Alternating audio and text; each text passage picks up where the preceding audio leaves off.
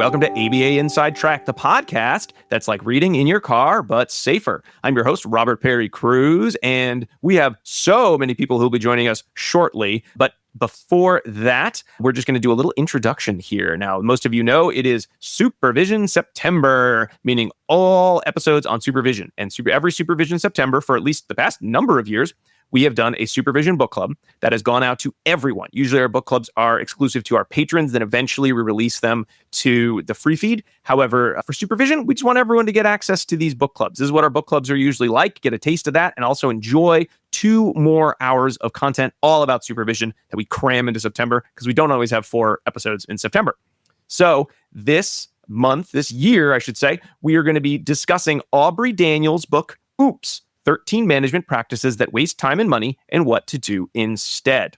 We're very fortunate in that to start this episode, we're actually going to have an interview that I did with Dr. Judy Agnew, who works at Aubrey Daniels International. Unfortunately, Dr. Daniels passed away last March, so he certainly wasn't available to be on the show. However, we spoke to Dr. Agnew, who was kind enough to come on to talk about Dr. Daniels' work and his legacy in the field of organizational behavior management and behavior analysis. That will lead off our discussion of the book, Oops! Now, we talked about Dr. Daniels' books before. We talked about bringing out the best in people on a previous book club, but we really enjoyed this one as kind of a nice, real intro. I think we talked a little bit about that. It's an intro to the idea of organizational behavior management and gives you a lot of actionable steps you can do to up your supervision game. So without any further ado, we are going to go to the interview that we had talking about Dr. Daniels and the work at Aubrey Daniels International and generally the state of organizational behavior management with Dr. Judy Agnew. All right, I am here talking with Dr. Judy Agnew about her experience working with Dr. Aubrey Daniels and her experience in the field of OBM as relates to kind of our discussion of, supervision practices that we're doing this month on the show. So Judy, thank you so much for taking the time to kind of come on and discuss Dr. Daniels, his legacy, his work with us. We really appreciate it. Yeah, happy to do it. Thanks for asking. Of course. Now, would you mind just telling our listeners a little bit about yourself as a professional and your work in the field of OBM? Sure. So, by training, I'm a behavior analyst. I have a PhD in psychology and really joined ADI right out of graduate school, which was, I don't know why they hired me, but anyway, I guess they saw something potential. Anyway, so I've been with Aubrey Daniels for 34 years. So my entire career with the company. Yeah. Wow. Yeah. And I was looking at the ADI website. I know you do a lot of work with sort of safety skills. Yeah. Is that still kind of a focus, or you sort of have to do a little bit of everything in OBM? Yeah, you do have to do a little bit of everything. I mean, historically, ADI didn't start in safety. The start really was in the textile industry.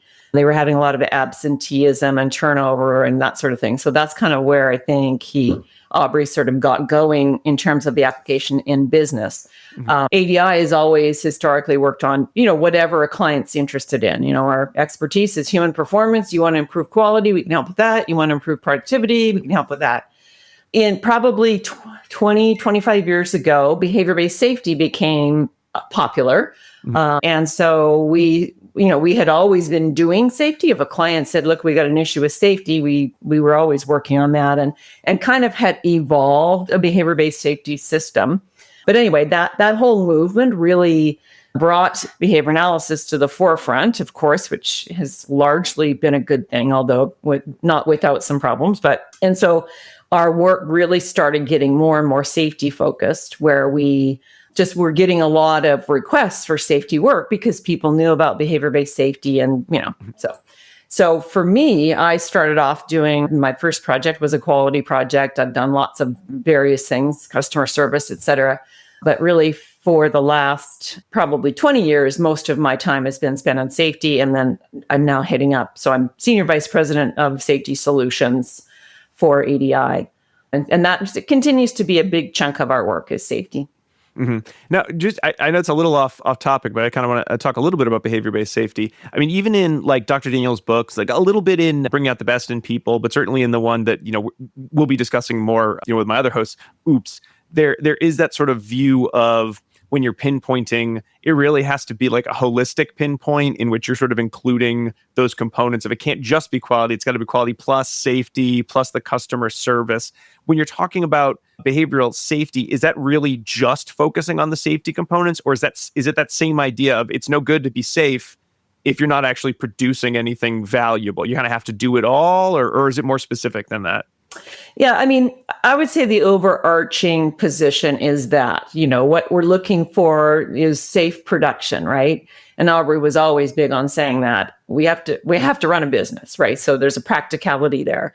But, I don't think, we certainly don't work with any clients where they would forsake production, et cetera, for safety. I mean, that we're always sort of battling the other direction, just to try to bring safety up on par with. What I will say is, as we bring behavior analysis to our clients, which is a big part of what we try to do, we're very much about educating our clients. They very quickly see this isn't just about safety. This is how to manage behavior, and it can apply to everything. And so very often they do start with safety, but then they expand and start using it for whatever. Oh, that must be a good feeling when there's a generality to the work you're doing in just one area, and then it starts permeating the rest of the business culture. That's wow. Yeah. And that's always our goal.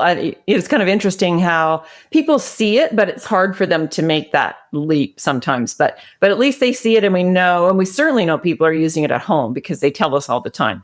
They've been to our workshop and they started using it at home with their kids, and they see the power of it. So that's always good to hear as well. Oh, that's great. So I want to talk a little bit about Dr. Daniels sort of as an individual. I did have the chance to see him speak in person at an early Massachusetts ABA conference. Oh boy, this would have been a long, long time ago. I think it was around the publication of the OOPS, the 13 kind of supervision strategies. It was like 2009, 2010, it might have been. I had I was able to get a copy of the book signed for my father-in-law, who worked he's retired now, but he worked in the kind of the wood treatment industry for a long time. Yeah. And my wife had given him a copy of Bringing Out the Best in People. He sent us a copy saying, I'd used what was in this book and I got a big promotion. And so he inscribed it for us. And then I thought, I'm going to get him a copy signed by Dr. Daniels, who was so sweet. He was so nice. I loved his talk. I still remember some of the components of it, even for like some modern, almost 20 years later now, kind of work issues that are in the news. But I didn't ask him to ever sign a book for me, which I was always very sad about because I never had the chance. So I keep thinking I might swap my copy of Oops out for my father-in-law's, but that seems a little crummy. But certainly what I remember is how well-spoken he was on business. He seemed so approachable, even though he was like, a big name at this smaller conference at the time. It was one of the earlier conferences. And when you read his books, there's such a distinctive voice in them. There's a real kindness. There's a real sense of, while we might be able to have sort of fun at some of the silly situations that businesses end up in, we're not making fun of the business people. We're really here to support individuals. And he seems very worker focused, just the capital of human beings. I got to ask, was he really this amazingly kind and nice and thoughtful in every day-to-day interaction? Yes, he was.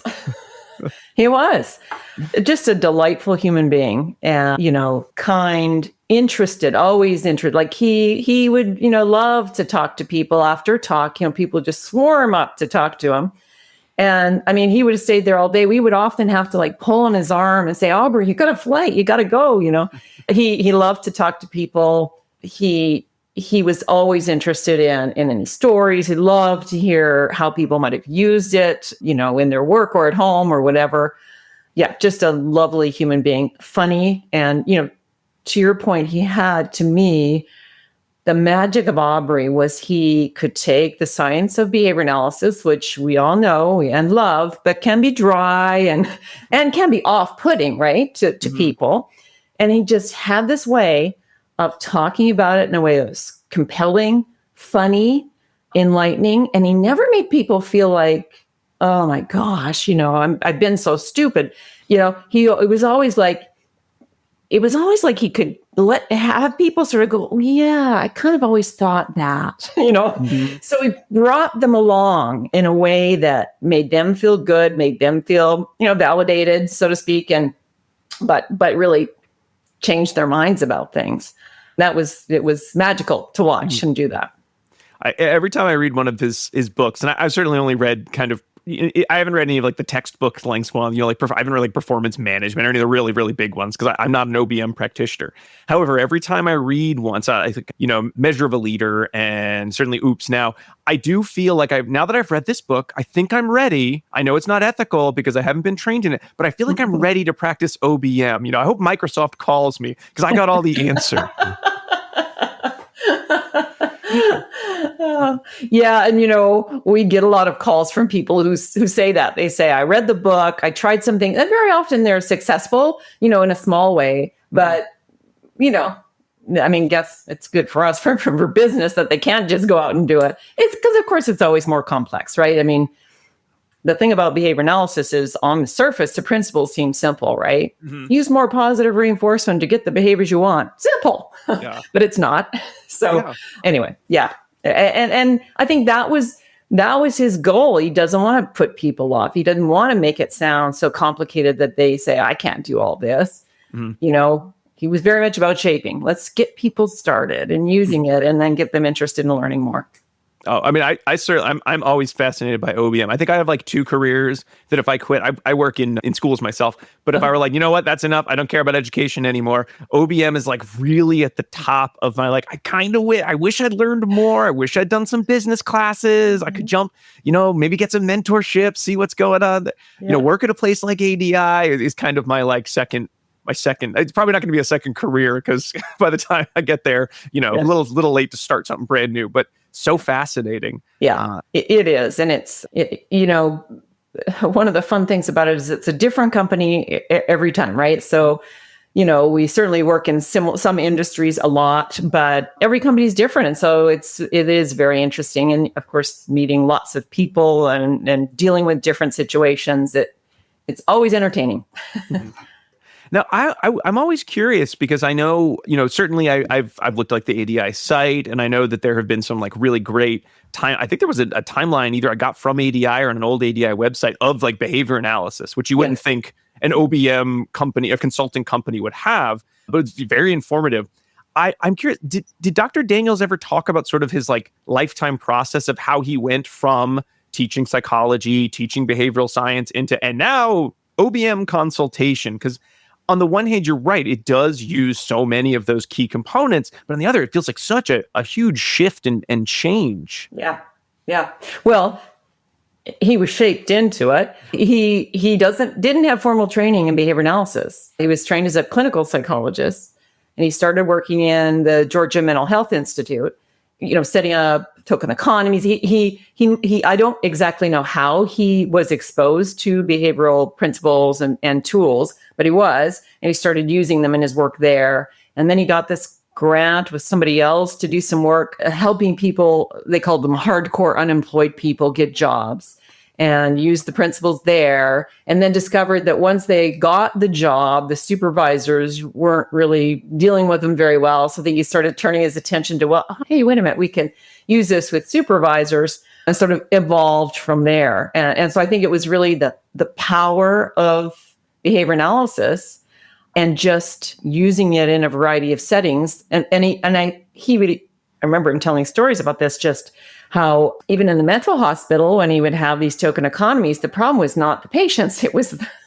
the staff, right? Getting the staff to do what they needed to do. And so I think, sort of right from those early stages, he could see that, the people who are managing are the ones you really got to spend a lot of time focusing on, because they set the context for what the people are going to do, whether it's patients or employees. Mm-hmm.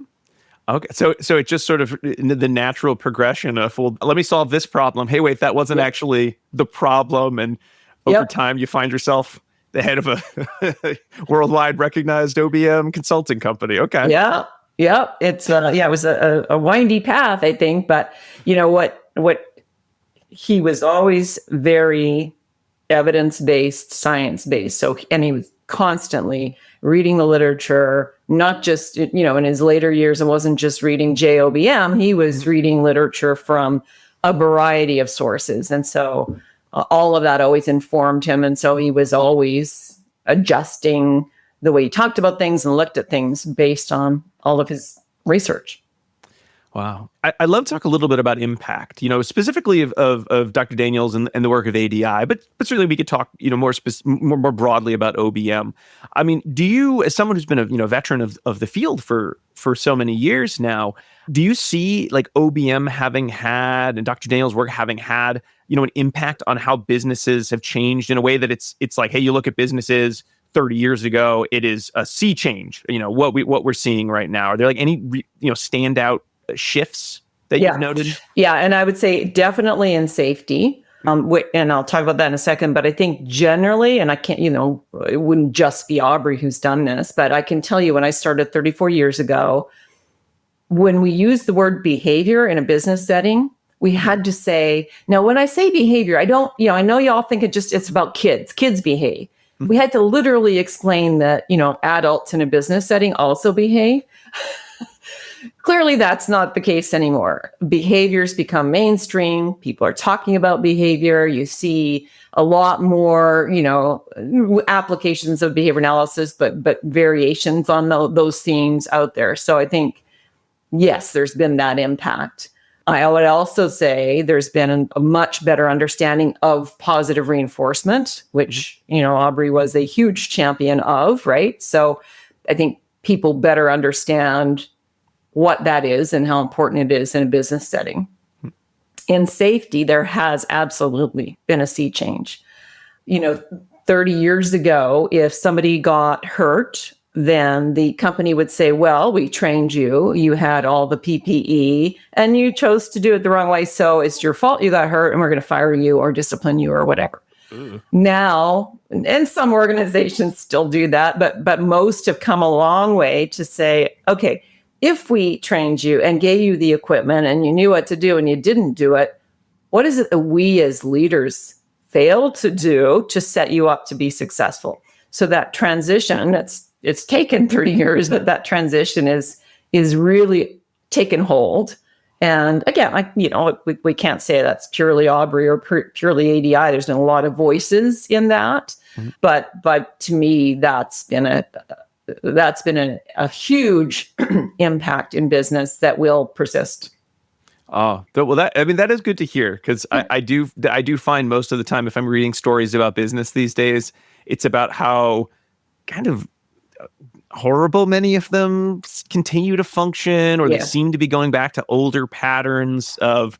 I know sometimes you read the paper and you're like, is this like a historical document where I'm reading about like union, knee breakers in the turn of the 20th century? It's kind of rough. Yeah.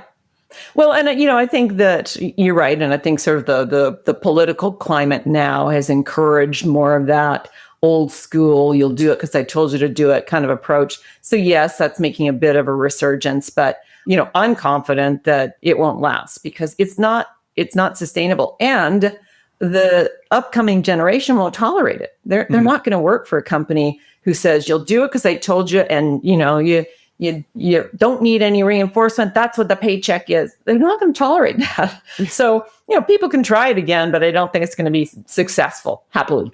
Sure.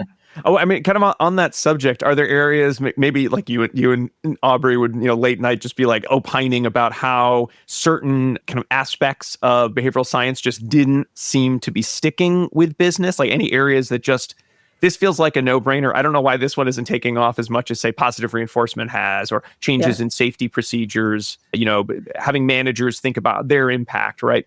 Yeah. What never kind of clicked the way you felt it should have, or Dr. Daniels felt it should have, or it seemed like it would have?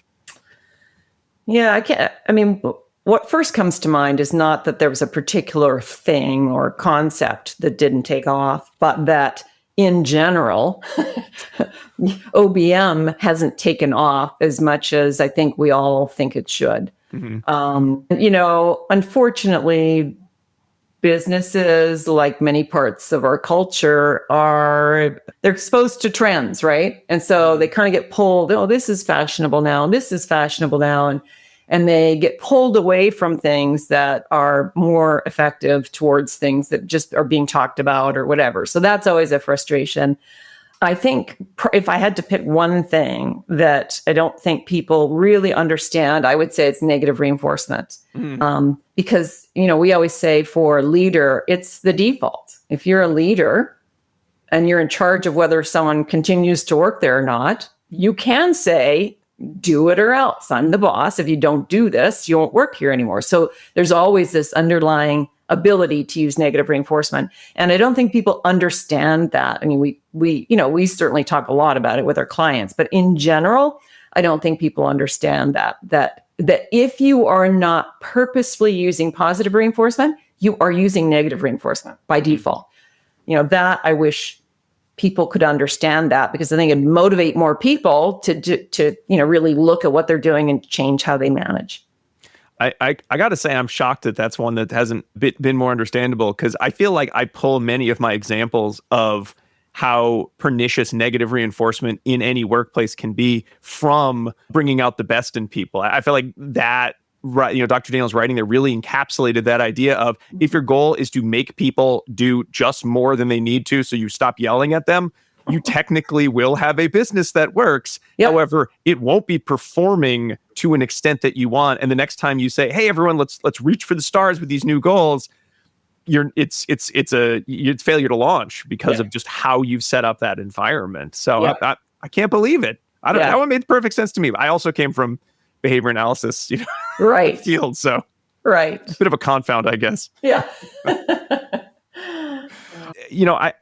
How has OBM changed with, you mentioned some of those, like the trends. I'm kind of curious how, certainly, reading today, it feels like a day doesn't go by where there's not a story about business thinking about employees as so disposable. AI will solve that. Therefore, we don't need as many employees. There's an article, I think just today, actually, before we came on, I was reading in the Wall Street Journal about how big companies want fewer people, and they just think people should do more with less, and not in the way that, certainly one of the oopses in Oops is the downsizing, the idea of just, that's a great way, downsizing, there's a direct reinforcement because stock prices go up when you downsize. Yeah. However, you are setting up, these long-term problems. I mean, Judy, do you see that as kind of like you mentioned, it's just one of those trends that we're just going to have to ride it out in the world of business, and just OBM's going to have to watch from the sideline aghast and just wait for it to happen the way you predicted? Do you have a big "I told you so" banner that you're going to roll out, 5-6 years from now? Yeah, that's tempting. Yeah, I mean, I think there have always been businesses who treat employees as disposable. Those companies don't call us.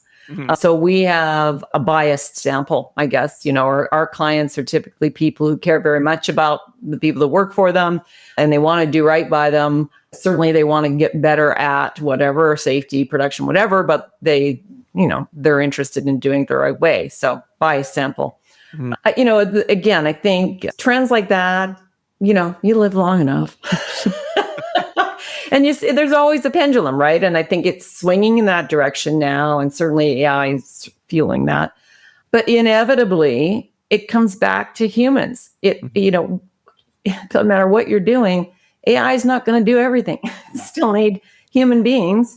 And if you treat them like they're disposable, you're going to have a hard time getting people and keeping people. And so I think, people will come around and learn that it does no good to treat people that way. I mean, I was always, speaking of those trends, and I was saddened because I remember in Dr. Daniel's talk way back when, someone asked about unions, and Dr. Daniel's feeling of like so many more businesses are looking to do positive reinforcement, and that some of the protections and some of the reasons people are looking for unions, and some of the sort of at that time trend of sort of the downward trend of unionization in America, he predicted to some extent that might keep going because more businesses are looking at humans as important components. They're looking at using some of the various behavioral scientific principles to improve performance. And to some extent, I see the increases, I don't know statistically, but at least increases in unionization talk recently as almost sadly like just a reverse direction of many of these places, of rather than thinking about employees as meaningful components of their productivity, seeing them as getting in the way of productivity, such that people are now in these like contexts of fear where they feel they need the union protections. Yeah. But I mean, I guess that's just another kind of pendulum swing that it's hard to predict how, what business is going to do in any given moment. Yeah. I'm not sure about that. Certainly, a trend that we all saw, my colleagues and I see, and that is, you said it's like do more with less. People are absolutely overwhelmed with work. And so perhaps the push towards unionization is, partly fueled by that. I'm not sure. Anyway. Yeah. I remember his vision for what he thought management could be. It is just, I'm like heartbroken every time I see that. No, read these books. Like they're really, really clear and good as to how you could be a bit like, I feel like I could run like a business with a bunch of employees, reading those books. I know I couldn't. No, you do better than most, I'm sure. Yeah. And listen, that is true for many. I mean, again, from a safety perspective, the changes that I've seen in organizations over the years has been extremely heartwarming. And I don't think those organizations are going to go back to the days of you get hurt, it's your fault. I just don't think it's going to happen. So there's certainly lots that are headed in the right direction. Not all. That's always going to be the way, right? Yeah, there's a lot of businesses. If they're too big to fail, why do I have to listen to someone tell me to do it differently? Yeah. That came out a lot in Oops. So it's like, why do people keep doing these 13 stupid management? Dr. Daniels didn't call them stupid. I'm going to call them stupid. Yeah. But just that idea of people continuing to do the same thing, because where are the reinforcers, and thinking about those interlocking behavioral contingencies of the big business. If they're not in that supervision, some people are okay with good enough. Yeah. Sometimes that's all right. Well, and a lot of times they don't know what else to do. Mm-hmm. And so, a lot of those things are just, well, we've always done it this way. What's the alternative? And that's what he was trying to do in Oops. And also the book that I wrote with them, Safe by Accident, is sort of an Oops for safety, right? Same kind of thing. Like, here are things that most companies are doing. Here's why they don't work. And here's what you can do instead. Mm-hmm.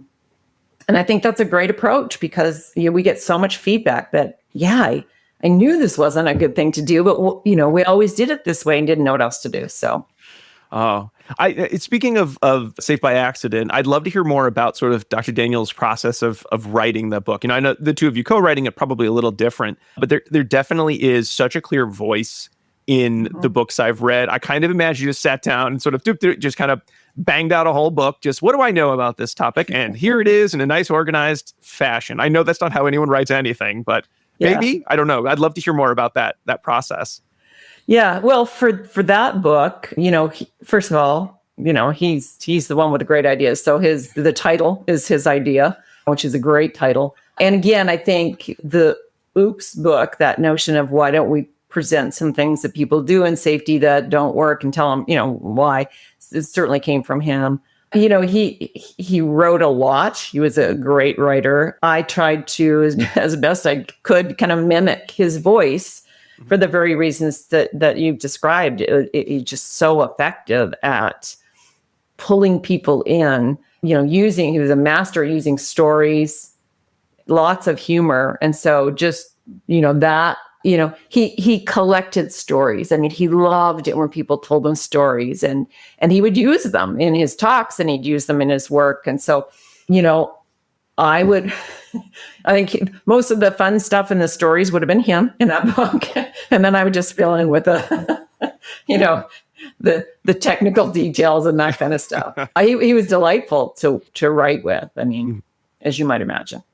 Delightful to work with under any circumstance. It definitely comes through in the books. I'm so glad to hear that, because there's something about when you're reading a book, you put so much of yourself into the book if you're enjoying it and you're learning something from it. And it's kind of nice to hear that the imagined process, the imagined authorship voice is genuine. That's really what it was like. It just happened to be in the book form. That's great. Yeah, that was him. Yeah. Well, Judy, I really appreciate having you chat. Do you have any sort of like really good kind of Aubrey stories that you think sort of capture kind of what you see as kind of his legacy for our field of behavioral science? I can't think of a story. Again, I'm not the storyteller that he was. in terms of legacy, I think, well, obviously he's, hugely responsible for the field of OBM, started JOBM and all of that. I think his books will continue to educate people in universities and in businesses. And I think that's an enduring legacy. I'm trying to think, I've got his picture up there. I'm looking at it. I'm trying to think of what would he want his legacy to be? I think he would love to think that people were using more positive reinforcement. Mm-hmm. He used to say in talks, if I ever ask a question and you don't know the answer, say positive reinforcement and you'll be right most of the time. And that was just his way of saying, look, the answer to a lot of your issues is positive reinforcement. Reinforce what you want, and you don't have to worry about what you don't want, all that kind of stuff. So I think that, is part of his legacy, is just helping people understand the power of positive reinforcement when used appropriately. Oh. Well, Dr. Judy Agnew, thank you so much for your time, for sharing about knowing Dr. Daniels, about his legacy. We're very excited to have a chance to read one of his books for our show. So it's really nice to get a chance to have some additional perspective this time around. Thank you. Well, you're very welcome. It was fun to talk to you. Thanks for asking.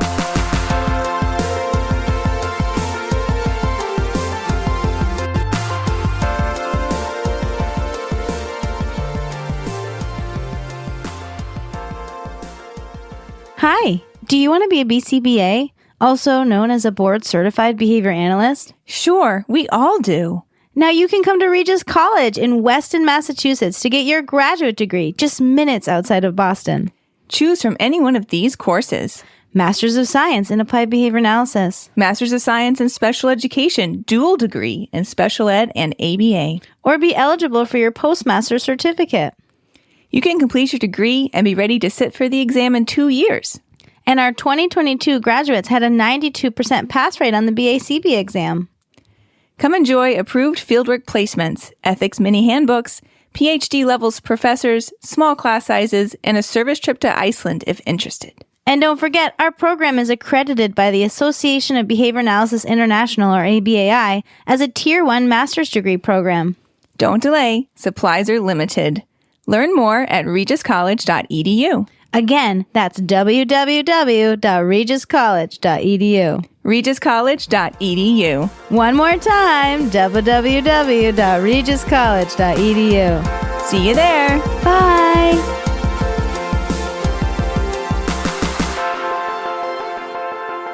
I had a great time talking with Dr. Agnew. Thank you so much, Dr. Agnew, for being on the show to kind of introduce our discussion of OOPS.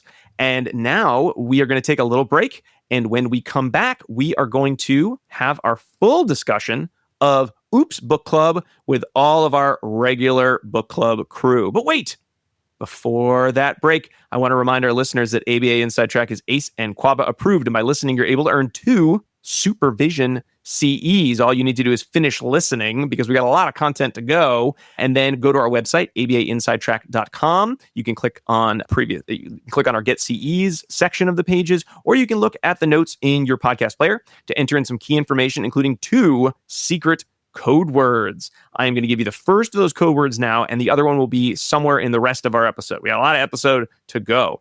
And that code word is Britney. Britney. Like Britney Spears, oops, I did it again, right? It's thematically appropriate. Britney. You can capitalize it or don't. It's okay for our purposes. Britney. All right. Without any further ado, we're going to take a short break. And when we come back, the full OOPS Book Club discussion. Hey, everybody. So I hope you enjoyed, or we all hope you enjoyed, our initial part of this podcast, talking with Dr. Judy Agnew about Dr. Aubrey Daniels, the author of OOPS, 13 Management Practices That Waste Time and Money and What to Do Instead. And gave a little background as to who Dr. Daniels was, his contributions to the field. And now the rest of the show, we're going to be getting deep into our discussion, which means we're gathering and assembling our book club folks. So, of course, there's Avengers, Rob Perry Cruz. Again, you've been hearing me already. But who else is here for our book club discussion? I'm Diana Perry Cruz. I'll be playing part of the Silver Surfer. Not an Avenger. Oh, that's a Fantastic Four. I'm Jackie McDonald, and I'll be playing the part of Green Lantern. Not Marvel at all. And I'm Alan Haberman, and I'll be playing, I'll say Man-Bat, just to be really obnoxious. And A villain? A villain from Not DC. Marvel? I don't want to do this discussion anymore. We did I don't know who the Avengers are, so that's like unfair advantage there. You know, we prepped for a different topic, Yeah, okay. None of it. which was Oops, Book Club. Okay. I did it again. You weren't reading. Yeah, you did. You messed up your Marvel. That movie made billions of dollars, and Jackie still doesn't know any of the Avengers. Okay. I'm Sandman. Well, mistake number one, you don't know the names of Avengers. It's terrible. Anyway, let's get into our discussion. So we've got our book here. We're going to do a little introduction to the book, our reading of the book. And then we'll start kind of going into the chapters. We're going to do this a little differently than some of our other book club episodes in that this book is very set up as to, hey, 13 things. So we're kind of going to switch, taking turns, who wants to sort of lead each chapter. Some of the beginning chapters, I think, are a little bit more applicable to behavior analysts. I don't know if everyone agrees with that. I don't. Yeah. Oh, okay. Some of the later chapters I feel are more like big picture social issues or very businessy. So they may or may not be relevant to the average behavior analyst. I do agree with that. But I can say that behavior analysts own their own companies. And that's very relevant for behavior analytic companies. Like if you are the business owner of a behavior analytic company, you have likely thought about downsizing or merging with a bigger company. Right? 'Cause that happens all the time. Yeah. Or if you work in the private sector, some of this talk and consideration does happen around you and about you. So it is helpful to have context and understand. Yeah. All right. Well, I was trying to keep this to a shorter podcast, but I guess we'll have to make it super long now because every chapter is very, very important. So before we get into our 13 oopses, according to Dr. Daniels, let's just kind of do a really quick roundabout people's history with Dr. Daniels' work, with OBM, and with these practices. What you thought about the book in general? Let's just do a really quick one of those, though, because we already had some discussion with Dr. Agnew about some of this, and we'll get into the 13 oopses. So just generally, thoughts on the book overall. I liked it. And I thought many of the things in here are very practical. And it's a book that people who are in charge of other people should read. I liked it too, actually. I thought it was super readable. It wasn't one of those heady books where they're like, I'm better than you, which I appreciate because I hate the I'm better than you books. One thing I wish they did a little more is gave a little bit more depth into the what to do instead. I think they gave us a broad, here's broadly what you could do, but sometimes I felt myself wanting more in most chapters on how a concrete example of how this might play out. But maybe that's me wanting the book to be longer because I liked it. And I liked the little faces at the start of each chapter. I mean, I think it's a book that definitely starts a lot of discussion and is a good intro. My experience with Aubrey Daniels Institute is all of the performance management books I had to take in my performance management / OBM classes that I took. So, it's familiar sort of information, but much more condensed. And I can see this being good for an intro to all of these topics before you read one of the more dense textbooks. Yeah, for sure. Yeah, I hear you there, Alan. It kind of feels like while you'll read this book quicker and I think get more out of it if you've already read something even as sort of mainstream as Bringing Out the Best in People. This might be a better intro to the idea of OBM, and then you read Bringing Out the Best in People to sort of fill in the gaps that this book covers a little bit. They mentioned performance management. There's even an appendix in the back where Dr. Daniels shares his performance matrix, which they go into a lot of depth in Bringing Out the Best in People. So yeah, but this feels like a good intro starter. And I do love, you always run that risk, I think, when someone's like, here's 13 things, that it's going to turn into this just really weak listicle. And it feels like there's just the right amount of content in each one to get you interested, to not be too exhaustive or boring, and to not necessarily repeat itself. And then the book is over. And then you can move on to another book, which I appreciate for intro books. I hate intro books that never stop. And you're just left at the end being like, I wish I hadn't read this. I almost feel like I wish I'd gone on to the harder stuff. And I think this one kind of really threads the needle there. So a lot of fun to read and quick. It is quick. It is quick. A couple hours to read this book.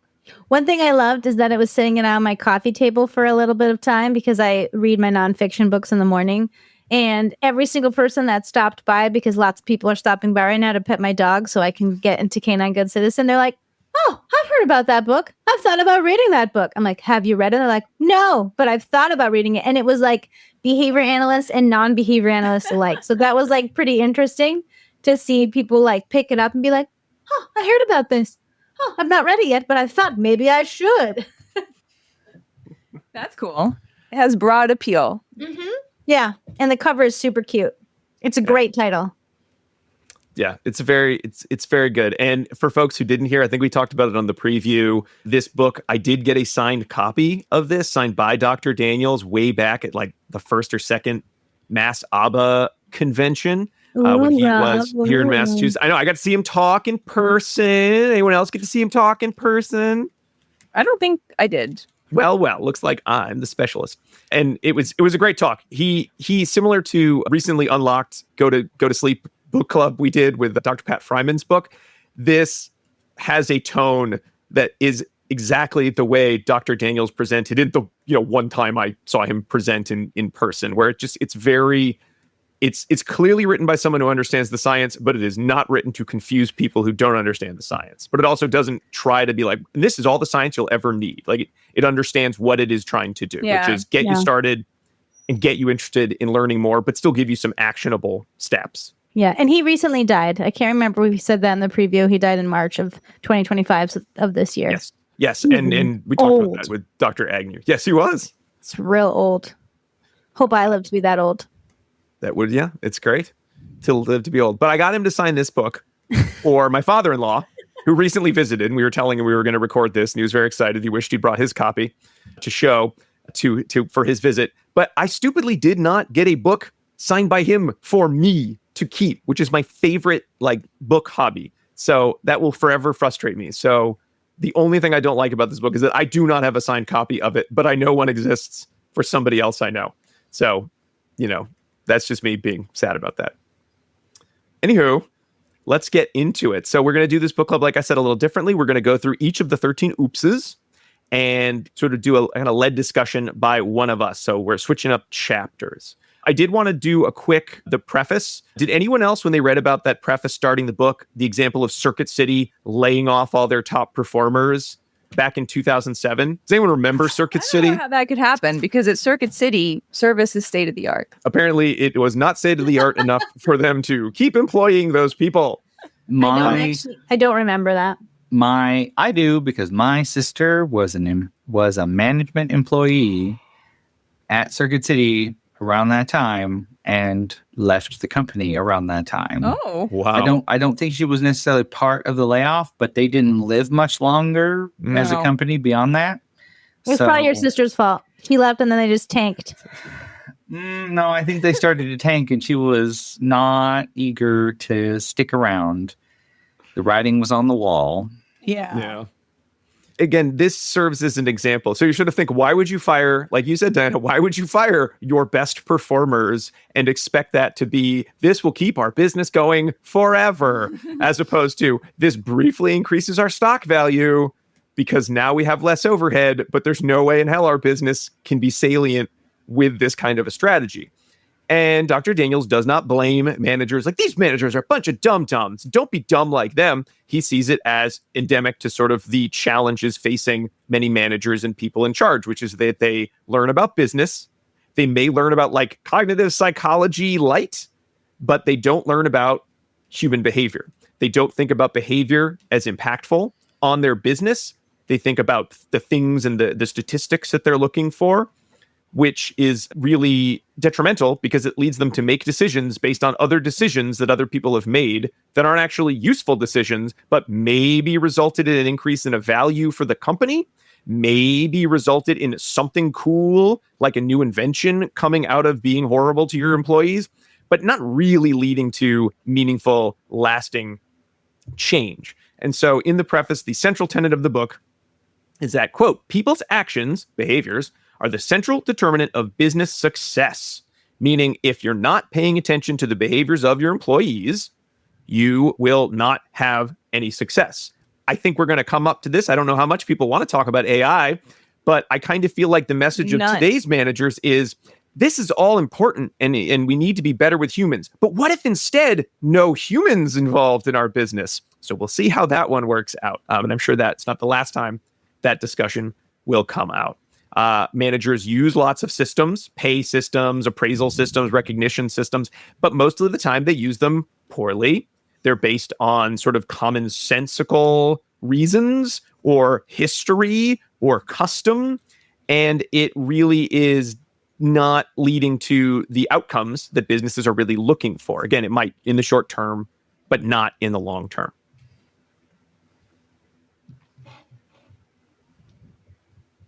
There's also a section if you were like newly, a new behavior analyst that sort of just goes into the general gist of what's positive behavior, what's negative, what's positive reinforcement, what's negative reinforcement, what are rule governed behaviors. I love those parts in books because then I can kind of skip over them.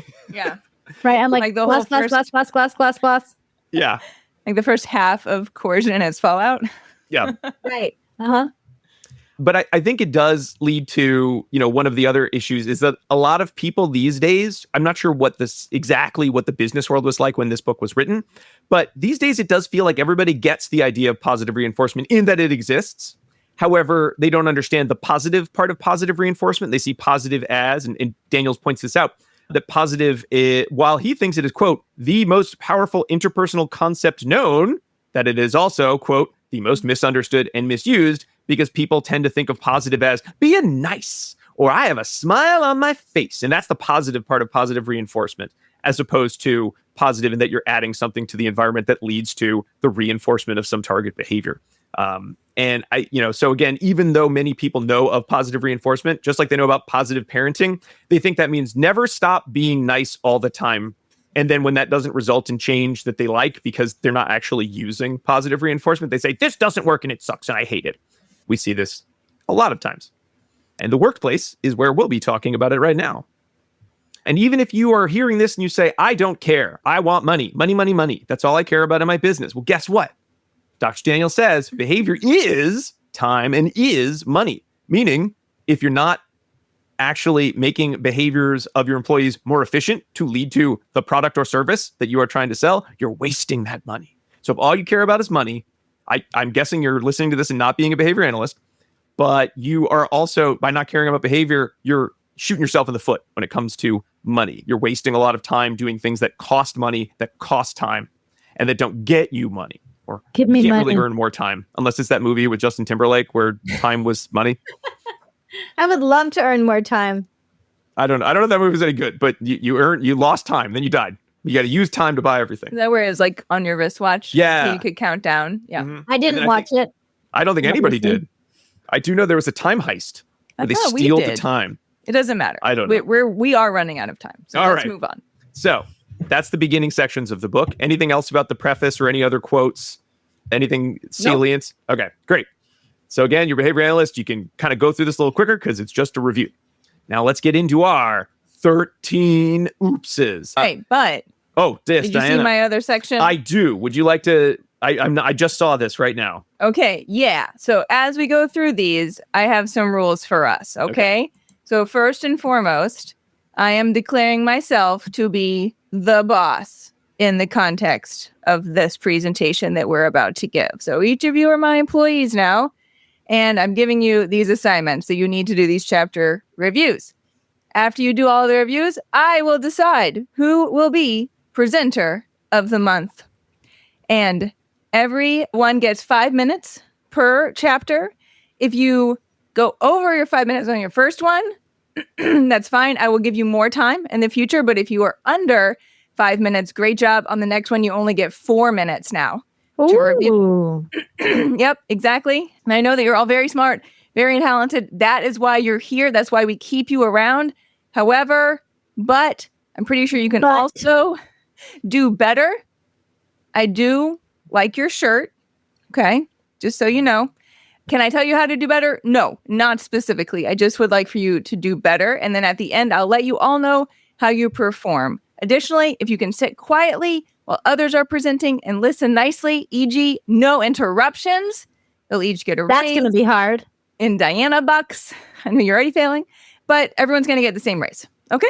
So those are the ground rules that I've laid out for you. We'll see how those go, and you can tell me at the end if you think that I am a good boss. All right? You shouldn't even ask because you're just the boss. So what you're saying is Go. I should take more than 5 minutes because then you feel bad for me and I get more time? Interesting. Rob always takes more than his time allotted. Well, that's my strength. I'm actually and going my to time weakness. you. Your time starts now. That's what I do in my interviews. I say, what's your greatest strength and what's your weakness? I was like, well, it's also my strength is that I can talk forever. You're like, I can take lots of time. Okay. On your mark, get set, go. I was going to say, No, should we just your say time the is counting 13? down. All right, fine. So here's the first one. You can say the 13. Okay. That's actually good. Well, I was Go going to ahead ask and if do someone else would like to read the 13 in a dramatic voice. I want to. All right, Jackie. My What are our voice is 13 too dramatic. oopses? And remember, they're in no particular order, as Audrey Daniel tells us. We can jump around at any point, but we won't because that will be confusing. Number 1, employee of the month. Number 2, stretch goals. Number 3, performance appraisals. Number 4, ranking. 5, rewarding things a dead man can do. That sounds like something a Jeopardy would have. 6, salary and hourly pay. 7, you did a good job, but. 8, the sandwich. 9, overvaluing smart, talented people. 10, the budget process. 11, promoting people no one likes. 12, downsizing. And 13, mergers, acquisitions, and other forms of reorganizing. Wow, Jackie, that was great. It was I'm incredibly excited to talk about dramatic. all of these for way more than 5 minutes apiece. Nope. You only get 5. Okay.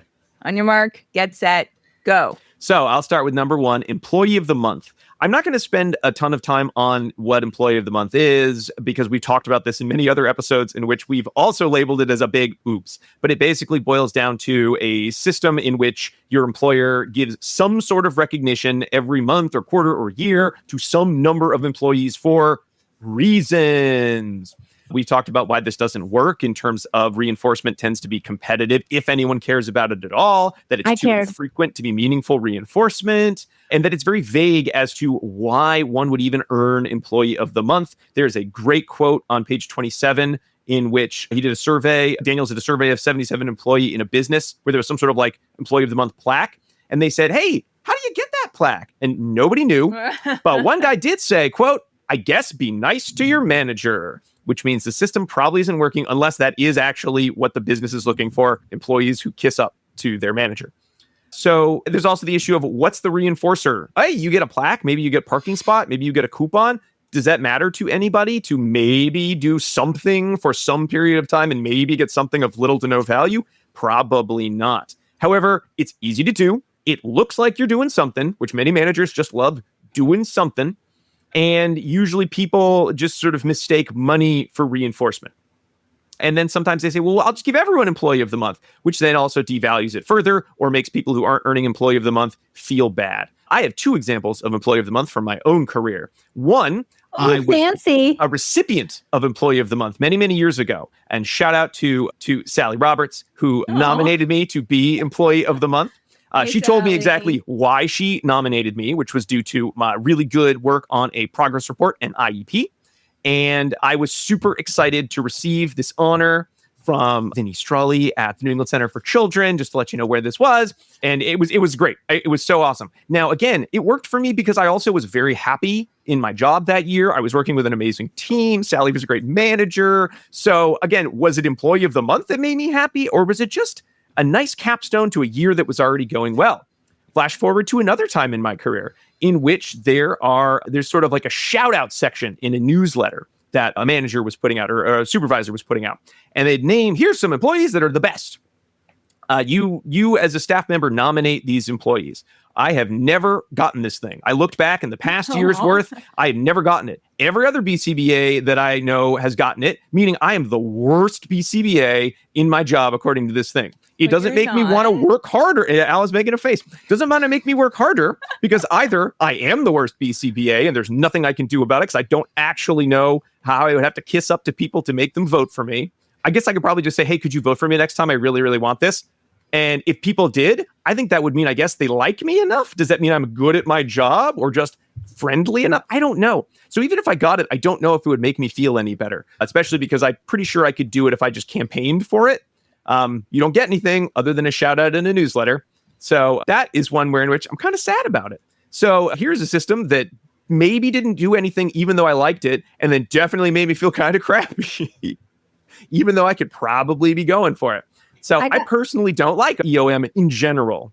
I got Employee of the Month too, Rob, and I actually really wanted it as well. And I worked for a company for like over 10 years and I never got it. But then when I put my notice in, they gave me Employee of the Month. It was hilarious. It literally was like the next day. I'm like, I'm quitting because I don't feel valued. And they're like, you've got Employee of the Month. Too little, too late. So Employee of the Month, not personal, not immediate, not contingent, not frequent. It probably doesn't function as positive reinforcement in any way. You probably can't reinforce enough people. You can't do it frequently enough. There isn't a good enough reward that's meaningful to people. So, and also a lot of times it's like the last ditch effort of many companies, according to Dr. Daniels, of companies that use only negative reinforcement and punishment. So the idea of like, maybe you get it and maybe if it's a valuable prize, you're kind of happy. You're already in a terrible mood, so it probably isn't going to change it. You're either happy in your job and it's a nice addition, but who cares? Or you're not happy and it just makes you feel worse. I'm relatively happy. I'm not in the position I was in with that newsletter. That's like one thing of many that went wrong in a year that otherwise went very nicely. So what to do instead? And this book is very nicely set up into what is the practice, why it's no good, here's what to do instead. And again, this really focuses on what we always talk about when we're talking about reinforcement. What is the behavior you hope to reinforce? Because no matter what it is, Employee of the Month probably won't function to reinforce that behavior. So you need to ditch it and look at other reinforcement system. All right. And the nice thing is we're going to be talking about a lot of those other reinforcement systems in many of the other oops sections. Nice job. Thank you. You did it. Wow. That was really great. Alan, go ahead. I would say just the one comment I had was I've never worked at a company. I've never heard of any company that used Employee of the Month quite like that in this classical way. Only know about it from sitcoms, to be honest. Speaking of sitcoms, I know I'm over my time, but does everyone remember the Simpsons episode where Homer went to space? No. Oh, okay. Well, at the beginning of it, it all starts with him wanting to do something important because the union mandated Employee of the Month ceremony is there and everyone has to eventually get Employee of the Month. And it's Homer's turn. He's the only employee who hasn't gotten it. And guess who gets it instead? An inanimate carbon rod. And he's very upset. And that's what leads him to be an astronaut. Great. I already made that the picture for this episode, by the way. There you go. The second oops is something called stretch goals. And stretch goals are goals that a manager or a supervisor that you have sets for you. And typically these stretch goals are goals that are attained less than 10% of the time. So it is a goal that is very, very difficult and sometimes impossible to get. And these are horrible for a lot of reasons, mostly being that goals are discriminative stimuli, right? And behavior analytic terms. And when the goal setting behavior, the goals that you need to do to get those behaviors, if you can't access reinforcement, then the desire or the opportunity or motivation for you to engage in future goal setting behaviors diminishes quite a lot, right? So with these stretch goals, they're like, sometimes people are going to do it. Like a very small percentage of people are going to be motivated to do it or by luck or creativity, or they're going to lie about it, right? Because they want to get this goals. But typically what you're going to see is extinction, right? Because you're going to be breaking that response reinforcer relation between goal behaviors that access the goal and no reinforcement. So another thing that could do too is lessen the likelihood that people are going to set goals in the future, right? So if you're like, you made the stretch goal for me and I didn't reach it. And so I didn't get that bonus That's what usually it is, right? If you work this many billable hours in insurance-based funding, then you get a bonus that's extraordinarily huge, but it's actually impossible to meet this goal unless you're like giving up your whole life. If you don't meet it, then people are less likely to make goals and give up, right? So that's not really it's disheartening. Yeah, it's really disheartening. And hopefully we're using goals as a way to motivate employees to improve on their performance or maintain these performances. So stretch goals really don't do a good job of that. And research by, I forget, it wasn't in the book, but I've done a lot of research on goals and goal setting. And what the research suggests in the OBM literature is that you set a tiny bit challenging goals, right? With mini tiny goals embedded in that that slightly challenging goal, and you'll see more people are likely to persist and to meet those goals if they're slightly challenging, not too easy, and then there's mini goals in between. And that's what they recommend, is that these goals need to contact reinforcement, right? So if you have these mini goals instead, you're going to see more reinforcement, then you're going to see more and maintenance or increase in the behavior that you're looking for. And if you're setting these goals on specific behavior, like you should, right? Sometimes stretch goals are like, we're going to get 10% profit across the company, right? But that's not for one specific individual. But if you set individual specific goals, mini goals that will lead you to this somewhat challenging goal, you're more likely going to be able to see your employees acquire those goals, right? And you want to make sure that they're visible, maybe not for everyone, right? Not everyone loves to see their progress, publicly posted, but you should be displaying the progress. They said, if you can do it hourly, that's great. If you can do it daily, that's great. If you can do it weekly, that's not so great. Let's make it sure that, if you can do it monthly, that's even worse. So make it so that it's a consistent, visible progress so that people can change behavior. Yeah, so it's really good to set goals, right? As long as they're individual goals and that you're putting these mini goals. Yeah. Done. All right. Great Nice. job, Jackie. A quick comment. I was interested because Dr. Daniels lists a bunch of research that people often cite as this is why stretch goals rule, and sort of pointing out to like, well, here are the factors in that research that doesn't actually point to we should all be using stretch goals all the time. I was curious if people still use them, and I found a Harvard Business Review article talking about stretch goals, which was not a behavioral article, it was a business article, but it did talk about if you were going to use stretch goals, it could work if you already had lots of resources, meaning you probably were able to deliver lots of reinforcement in many forms to your employees for their behavior. And if you were using stretch goals after multiple successes, or at least after, a big success, but after lots of successes, again, probably because you're giving a goal after lots of reinforcement has been delivered. So if you're a company that's floundering and you're like, we're going to shoot for the moon, probably not, because everyone's contacted so much, like you said, Jackie, so much punishment or all the behaviors on extinction. It's not going to work.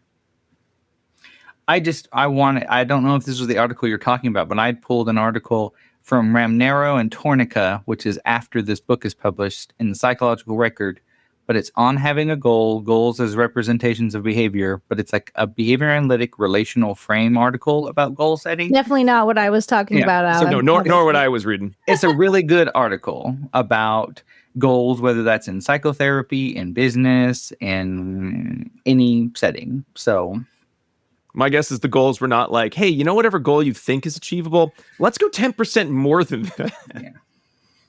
Okay, well, Jackie kept her own time underneath 5 minutes. So great job, Jackie.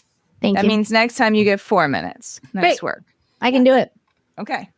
All right. I'm going to time myself because I'm talking about chapter 3, which is performance appraisal. And by performance appraisal, they mean like performance review, right? Like the annual review that you get. And the main purpose of this chapter is to reiterate that nobody likes these types of annual review. And specific here is the idea that within this review, they're going to tell you like where you fit within the company's performance, right? So it's not just maybe like you being measured against some standard, it's you being measured against other employees as well. So like you're one of our top 10% earners or your top 10% valued employees or whatever it might be. So the point in this in this chapter is nobody likes this. They say 80% of employees think that they're in the top 20% of performance. So most people, when they get this type of review, learn that where they think they are is not where, in the eyes of management, they see themselves. And so once again, it's very disheartening and discouraging to get this type of feedback from your boss. And say the whole process is quite punishing for both the person who has to give the report and the person on the receiving end of the report, which if this is intended to motivate and reinforce behavior, it's going to do quite the opposite. So people will avoid giving the reports, and they will, when they receive those reports, it likely will function as a punisher rather than a reinforcer as well. The key here, I think, is that they're talking once again about this like distribution of performance across the agency. And they're saying, if you're trying to hire, this was the part I took away, if you're trying to hire the best people, right, and you've gone out of your way to seek out the highest performing, most creative, smartest, motivated people to hire into your agency, and then you're telling them through this performance review that they can't be the best anymore, right? Now they're falling somewhere in the middle of the distribution or maybe at the tail end of the distribution. Well, then you're no longer going to be able to say to them, like, I hired you because I think you're the best. And now I'm here telling you that you're one of the worst, right? That's just not good business practice if you're trying to get the most out of your employees. They talk about there's an anecdote in here by someone named Jack Welch, I believe. Is that right, Rob? Oh, Jack Welch from NBC? 30 Rock? No, GE. He's like some GE, some big business guy. GE, yeah. General Motors. They mention him all the time on 30 Rock. Oh, they really do? Okay, GE, that's General why Electric. It's like sounds like familiar. But they were saying that they, in this example, they would get rid of their bottom 10% of performers every year. And that was supposed to be like a good model, but it's really not a great model because those people likely could become good performers instead if you just grew their ability instead of just firing people. And then they gave another example of if someone performs in the bottom 10%, some companies have the policy of if that happens 3 years in a row, then they fire those people. And so they gave the example of rotating through who has to get, like, draw the short straw and has to get the bottom ranking.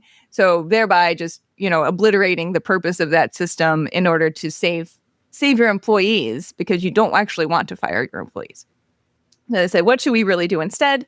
You want to think about, like, what is the purpose of this type of appraisal system and can you make it better? Here is where they reference the performance matrix, and they give an example of it at the end. If you're unfamiliar with it, you should go check it out, but it breaks down each of the responsibilities of what that job should be, and then gives like an index of rankings that you could, scores you could get for how you perform on that skill with behavioral examples. And then the weighted, how much of your job is that aspect of your job, right? So some things might be 25% of your job, and some might only be 10. So a way to actually get your own personal performance score. And that would be far more useful than trying to grade people on this type of like bell curve where they have to fit in, where everyone could do their best possible that they could on their own individual performance matrix. That's the overall takeaway from this chapter. Yeah. What do you got, Diana? 19 seconds left. Wow. Mm. So you get more time because you didn't go over. No, she gets less time. Yeah. No, we get more. I think we get less time if we meet the goal. No, No. she's a bad Oh. supervisor, Rob. Oh, okay, fine. What? So you're doing it right. Okay.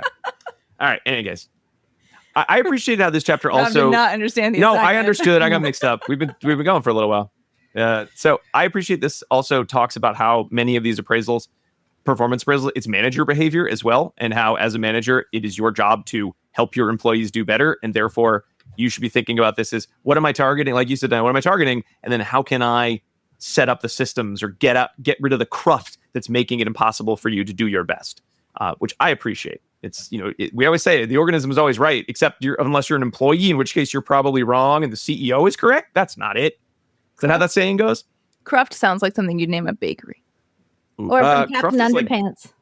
I always thought cruft is like, it's like crap. It's like gross. I always think of it as like belly button lint. Like, Ew. oh, all this cruft is in here. These scones have so much cruft in them. Yuck. I love belly button lint though. So good. There's a lot of bacteria You guys are in your belly button, disgusting. Jackie. All right. You don't even want to know. Number 4. His own ecosystem. Wow. Yeah. Are you ready to me start your timer? Yes. Number Someday 4. Alan's going to get to go, but not today. No, that's all right. There's one thing I wanted to say about this chapter. Okay. That both the OOPS solution and perhaps even the performance management solution, I think doesn't capture everything that like some people are valued by a team socially. And so even if they're not a high performer, their presence lifts everyone else's performance. And so if you were to get rid of that person for being a low performer, you would and replace them with a high performer who was not as pleasant to be around. It might actually punish the rest of the team, or at least put some extinction procedures in place accidentally.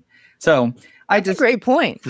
Yeah, like it's just something that I notice, and like it's one of the like drawbacks of the sort of general business system that we work in when we think about like performance. It's your contribution can be more than the output of your labor. Yeah. There should be a social validity section. Okay, great point. Jackie, you ready? Yes. So number 4. Yeah, you only get 4 minutes. Here That's you go. fine. I got this. Number 4 is ranking. And this is where we take lots of data in the organization. And depending on what you are measuring, you put your employees in a ranking system from best to worst or worst to best, right? And this is a really bad idea. It's pretty horrible. I never can imagine when this would be good, right? Because it's just going to lead to competition within the organization. It's going to, it's not going to promote collaboration at all. They give an example here where someone was doing the best and there was a problem that one of the managers fixed in one of the distribution centers, but he didn't share it with the other centers because he wanted to be the best. Oh, right? no, Jackie, he didn't want to be the best. He just didn't want to be the worst. That was the 6th of 7th best ranked. Oh, yeah, you're right. So they were not doing well, but they solved one problem, so they were a little better than the worst. Right. So competition is really destructive, right? People might take shortcuts. They might lie. They might skip quality steps. They might cheat the results. Remember and I don't know if it's in this chapter, was one of them like, oh, I made those results up because we didn't want to be the worst. Oh, yeah. It was like, right, when you read that, like, oh, yeah, my manager told me to make this up. So what they recommend instead is to not use ranking as a way to motivate employees. You could use it as a way to say, here's where you're doing individually and use that for promotions, or like, assignments like, oh, you're doing really good here. Here's an additional thing that you could do that might be exciting for you. But you could also use it as an external, like using external benchmarks, like what other people are doing, what other companies are doing, and having everyone individually and as a group try to be better, right, than that other company. So try to be one. If you're selling bathtubs, be the best bathtub seller, then the second best bathtub seller, right? And not trying to be rivals within your company, but outside of your company. Yeah. So I love that.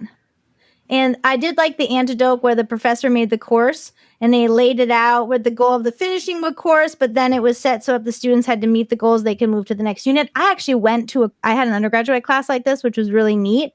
And if you didn't meet the next unit, you had to do additional assignments and, you got a grade, and then mid-semester, half the class had an A because they could move self-paced through it, but they still came to class and they still worked with other students that weren't earning an A because it was like a group collaborative effort and not competitive. And I found that class really fascinating. It was my learning and behavior class in my undergraduate. And it was really neat that there was a system for me to do my best, but also I got extra points if I worked with the group, right? So if I helped other people so that everyone could be their best. So that's how you could do it and not rank people. Done. Yeah. Wow. Yeah. The year, great job. The year I mentioned where I got Employee of the Month, that was a year where our team was very much like in that anecdote of it was, I think, and it's the only time I can really think of in my career where there was a sense of there was like kind of competition for everyone to come up with awesome ideas, but it wasn't like because I want to show everyone I'm better than them, but it was like because I'm so excited to share these ideas and we're all going to get so much better because we're all working on this stuff together. It was like a magic. I don't know if it was just my age at the time or It was your just, age. it was, yeah, I guess it was. When you get older, you're just like, no, I'm getting better than everyone. But at the time, it was just so exciting to think of everything we're learning is making us all so much better at our work and at behavior analysis, at education. It was so cool. So yeah, if you can use these systems, man, what a magical place that would be to work. Just think about that. Just think about that. Just think about it. I will use my time to think about that. This chapter, more as well as many others, just made me think of anybody who has watched Andor. I haven't. I know you haven't. I almost started to say you can just go away for like 60 seconds if you need to. There's a prison that if you watch Narkina 5 episodes and you're a behavior analyst, think about how they're misapplying, really effectively misapplying behavioral principles in a very unethical way. And this chapter really made me think about that there's like this group contingency, but it's punishment and there's ranking and all of this horrendous system that I was just, the whole time I watched that show or those episodes, I really thought like, that's actually a correct but unethical application of our science. And this chapter really, really reminded me of that. So I invite people, whether or not you're behavior analysts, but especially if you're behavior analysts who read this book, to then go back and rewatch those episodes of Andor and be like, wow, that's why it's such a hellish place. It is literally a like corporate prison based on bad management principles. So good. So I remember sitting like I literally sat on the edge of my seat while watching that episode. I was like, this is the best Star Wars I've ever seen. Yeah. And Jackie, at least those episodes, you would love it, but be incensed. Like they use positive reinforcement. If you're the best table on your shift, you get flavor with your food paste. Yes. Yeah. And so positive reinforcement, right? Yeah. My husband watches that show and he works out. So I know what it is, but I've never watched it because it's in the other room. It's supposed to be really good. I haven't seen it either, but it like won awards for its writing or was nominated. Won the best Star Wars. Doesn't have a lot of sci-fi, really. So you were probably appreciated for that. But those prison episodes, there's like 3. Mm-hmm. There you go. You really should watch them as a behavior analyst because they are really evocative of like our science being applied unethically. Like the writers do a really, really good job of applying behavioral principles to a hellscape prison. Mm-hmm. So if you ever meet a manager who's doing these principles, say, you don't want to be like the Galactic Empire, do you? And they'll probably say, yes, I do. I love it. The heroes of Star Wars, you mean? I just also want to say that like in watching the Jetsons and stuff like that as a kid, I was always really worried that they were actually going to be able to perfect the technology where you just had to eat like a pill that was your food for the day. And I was like really worried that was going to happen because I never wanted to get my meals. I was like, I don't want to live in that future. Sorry to derail it, but I really had to bring that up. Okay. No, that's a great one. I appreciate it. Okay. So because I was under on my last one, I was under budget. So I only get 4 minutes this time around. And I'm going to talk about chapter 5. Rewarding things a dead man or woman can do, which is, now I'll start the timer, which is abbreviated DMB. And so everywhere in the notes it's DMB, and Rob made multiple Dave Matthews Band references in here as well. It says identify DMBs that exist and eliminate them. And I wrote in the notes, unless your DMB is under the table and dreaming, in which case that's my favorite put that one on again, Take these chances.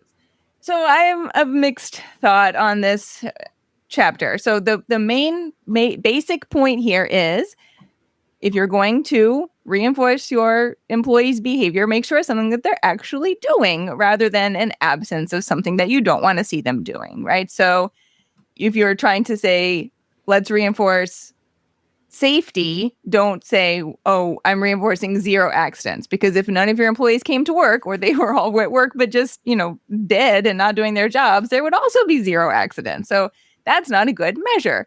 Or you guys made 0 defective widgets at the factory today, so great job. Well, if they'd also just been sitting around not doing their job, they also still would have made 0 defective widgets because they would have made no widgets. So that's like where the origin of this is coming from. If it's the dead man's task, then there's no actual behavior occurring necessarily, and therefore there's nothing to reinforce, right? It's the absence of behavior. So that's kind of an issue. And so I'm cool with that. But then they kind of pivot toward we only should be reinforcing behavior that is, and this bleeds into chapter 6 as well, like above and beyond, I think, is my interpretation. Above and beyond what sort of the expectation here is. Because if we're just reinforcing coming to work, then that's kind of the same idea as it's not the same, but that's kind of like where they're coming from. The same as reinforcing the dead man's test idea. So we should be selecting particular behavior that we want to see occur more and more, and hitching our reinforcement, which means hitching our monetary raises to those specific behaviors. And then he kind of like takes a detour into talking about how they started doing cost of living raises like back in the day, or Henry Ford did it, or maybe it was in England, or both. The cost of living was tied to like bread and how many kids you had. Old-timey Elizabethan England or something. I don't know. Yeah. And that was a mistake. So this will, like I said, bleed into chapter 6. So I don't want to like take away Jackie's thunder, who's going to talk about that chapter. But I did find my gears being ground a little bit here. I think maybe the underlying reason why is I think that this is operating on the assumption that workers are being paid fairly to start with. And at least in our country, we have not seen minimum wage jobs the pay for those rise at commensurate level as the cost of living increases have risen across the last 20x years. And so hearing something like no one should be getting a cost of living raise, I think can rub us the wrong way, because many people are already not being able to meet those costs of living. Now, the idea of let's find behavior to reinforce that's actual behavior occurring, I'm cool with that part. So it shouldn't be a cost of living raise. It should be you've been improving in your job raise, would ideally be the system that you'd want to have in place. Yeah. That's how I took it from it wasn't so much like these loafers don't deserve more money just for surviving, but that we're not reinforcing the behavior that will grow your business. We're just reinforcing stuff either because we have to or we think we're supposed to. Yeah, but and that's not good business. Yeah, but I also like touched on this in my notes too, is that oh no, you made me be out of time. Well, that's fine. Next time I get 5 minutes. Oh, how do I stop it? Turn off George Thorogood. He's not bad to the bone. What was I saying? I might as well keep going since I already get more time next time. What I was saying is this seems very tied into the idea of like the output of work is some type of productivity or some type of like hard something that we can measure monetarily, right? But very much of our field is not measured that way. It's in how much, compassionate care and good service do we provide to the folks who are in our care, which is a much different type of output measure that's not tied into bottom line profit in the same way. So I think that there are, like you said, Alan, a lot of things that are not necessarily measured via this model that should be. Right. Well, and if your only idea or your only really reinforcement schedule is one based on money, but there's multiple behaviors being reinforced, whether they're low effort behaviors like showing up to work or high effort behaviors, that's probably going to weaken the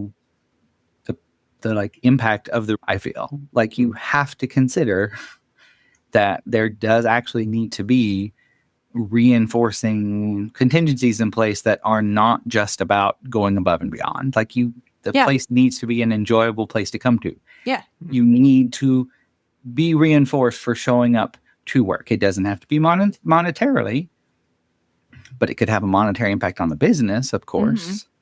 So people also need to feel safe and secure in their jobs and in their work. And, in other literature we've seen, if you keep pushing and pushing and pushing, what will happen? People won't continue to produce more and more and more. They'll get burnt out. They'll quit. They'll quiet quit. And the morale at the agency will completely deteriorate. And then I'm ready to, we won't have time, but I'm ready to wrestle Jackie about this. The idea of like reinforcing the absence of a behavior is antithetical to the DRO, which I have found to be an effective tool in the field time and time again.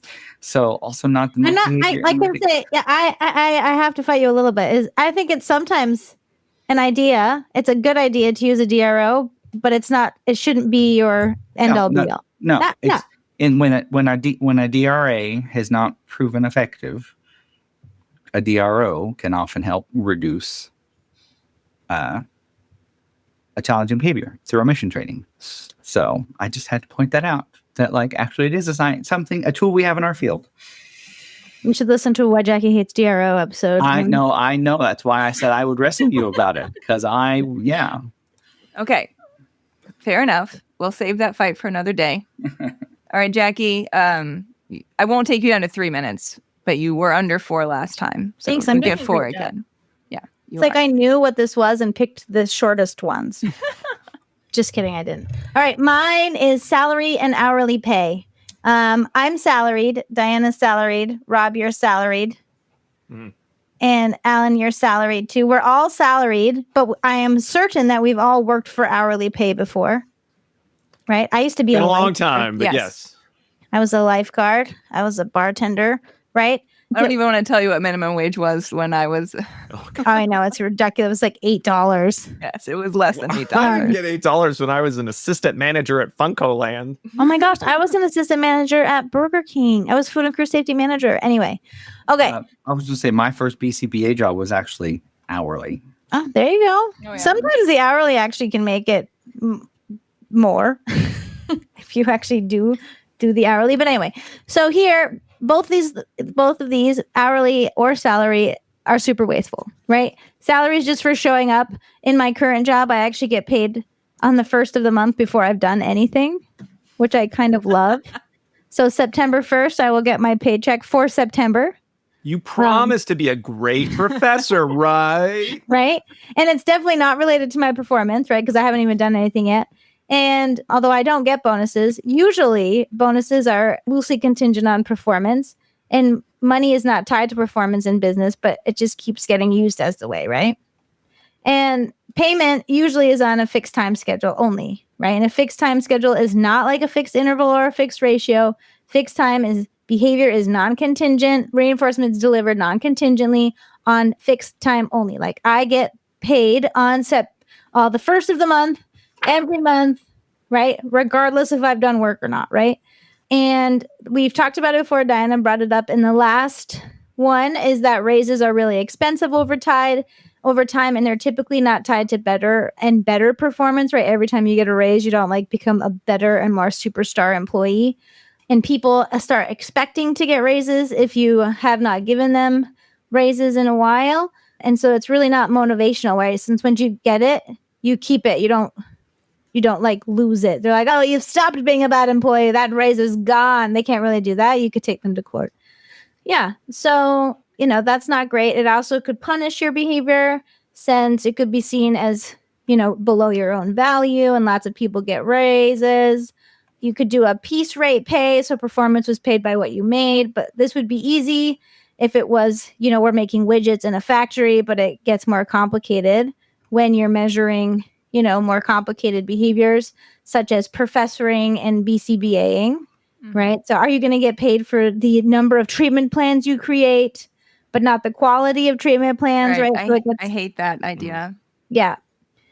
So, yeah. And so the annual bonus, nobody ever knows how you're going to get that. And I just think about Clark Griswold. I was just going to say. In Christmas Vacation, right? When he's like, I'm counting on that bonus. Counting on that bonus because he had gotten every year and he didn't get it.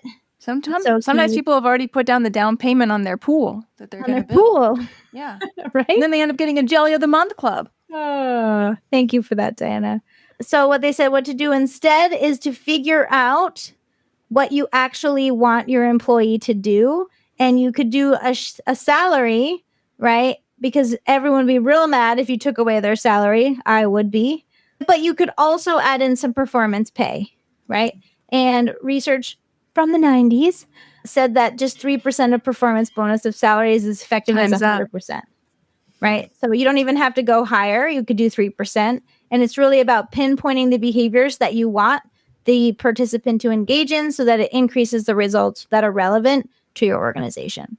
So, yeah. So they said that make sure this is a manager problem and not a person problem, because the manager needs to pinpoint exactly what they want you to engage in and then pay you for those behaviors and not all the other stuff. Like, I'm pretty sure I don't get paid for saying hey and hugging everyone when I get to work. It's collateral behavior, right? But I do it. And so that might be an inopportune use of time for if my manager was like pinpointing all my behavior. Done. I like the example they give of the profit indexed performance pay and sort of looking at the idea of there's the level of compensation based on both how you scored in your meaningful pinpointed performance matrix and related to company profit. So you have a base salary, and if the company makes a profit, well, that money some of it needs to go back to the workers who met the performance goals, which sounds like a really great idea. But, I understand how some of these CEOs, when they make $1 billion, I understand they need all of that $1 billion for themselves. I get it. Like, it's tough. It's tough out there. That's the thing, is we are like these chapters are assuming that your best CEO is not behavior on an the asshole. part of the administrators, right? That's never the case. I just don't feel that we can assume that they're going to pass the savings on to you, or that they're going to ensure that you have the appropriate amount of money to live on as part of your base salary, because it just doesn't seem to be how capitalism is working right now. And I don't think that we can allow those types of, base, I don't know what word I'm wanting to use. Sorry.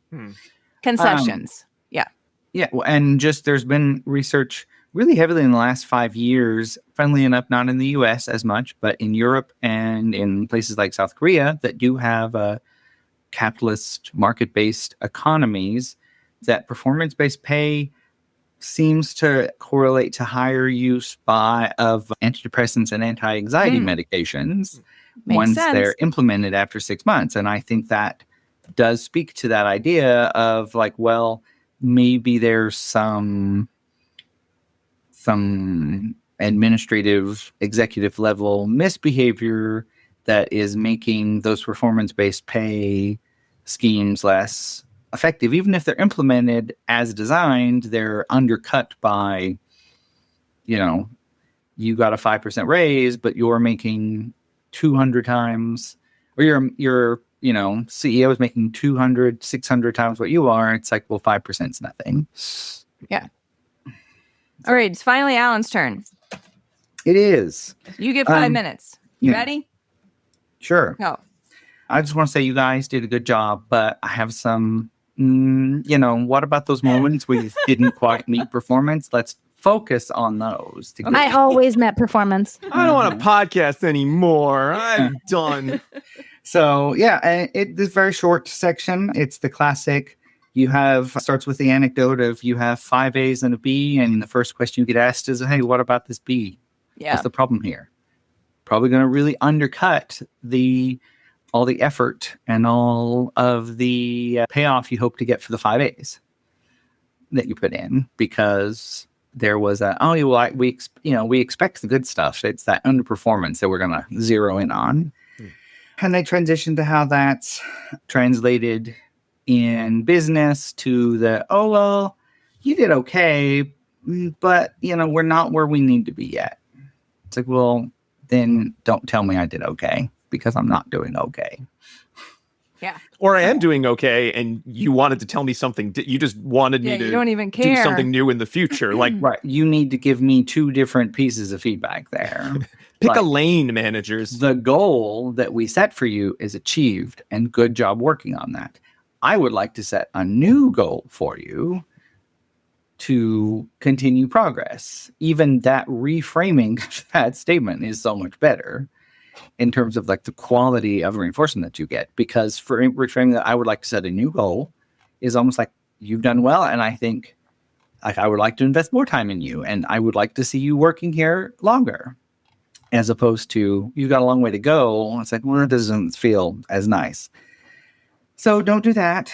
Some of the alternatives they suggest are, well, actually they go back to the idea of performance appraisal being probably not a great way to start. And really like distributing that feedback is kind of the big takeaway is like, hey, good job on that report. I appreciate that.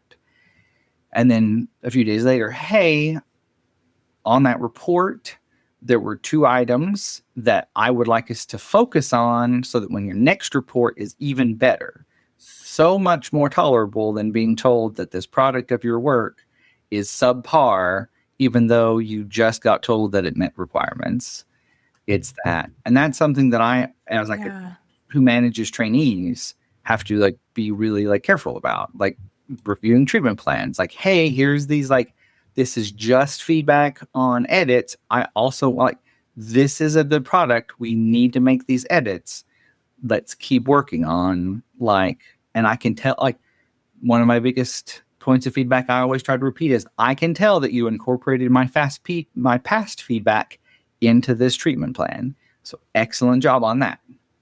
Let's make these revisions because I know that you'll be even more effective the next time. And that seems to go well because I recognize past effort, ongoing effort, while still setting that goal of, hey, we'll still keep moving along.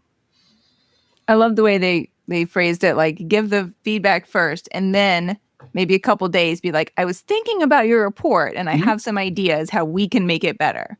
Right. So there's space in there and it really, I think, comes across as much different and much more constructive the second one. Yeah. And even individual, like once you know an employee or your subordinate,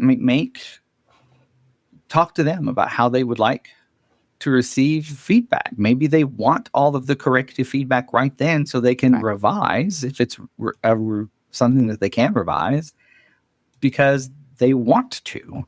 And then they can be praised on the final product having all of the feedback.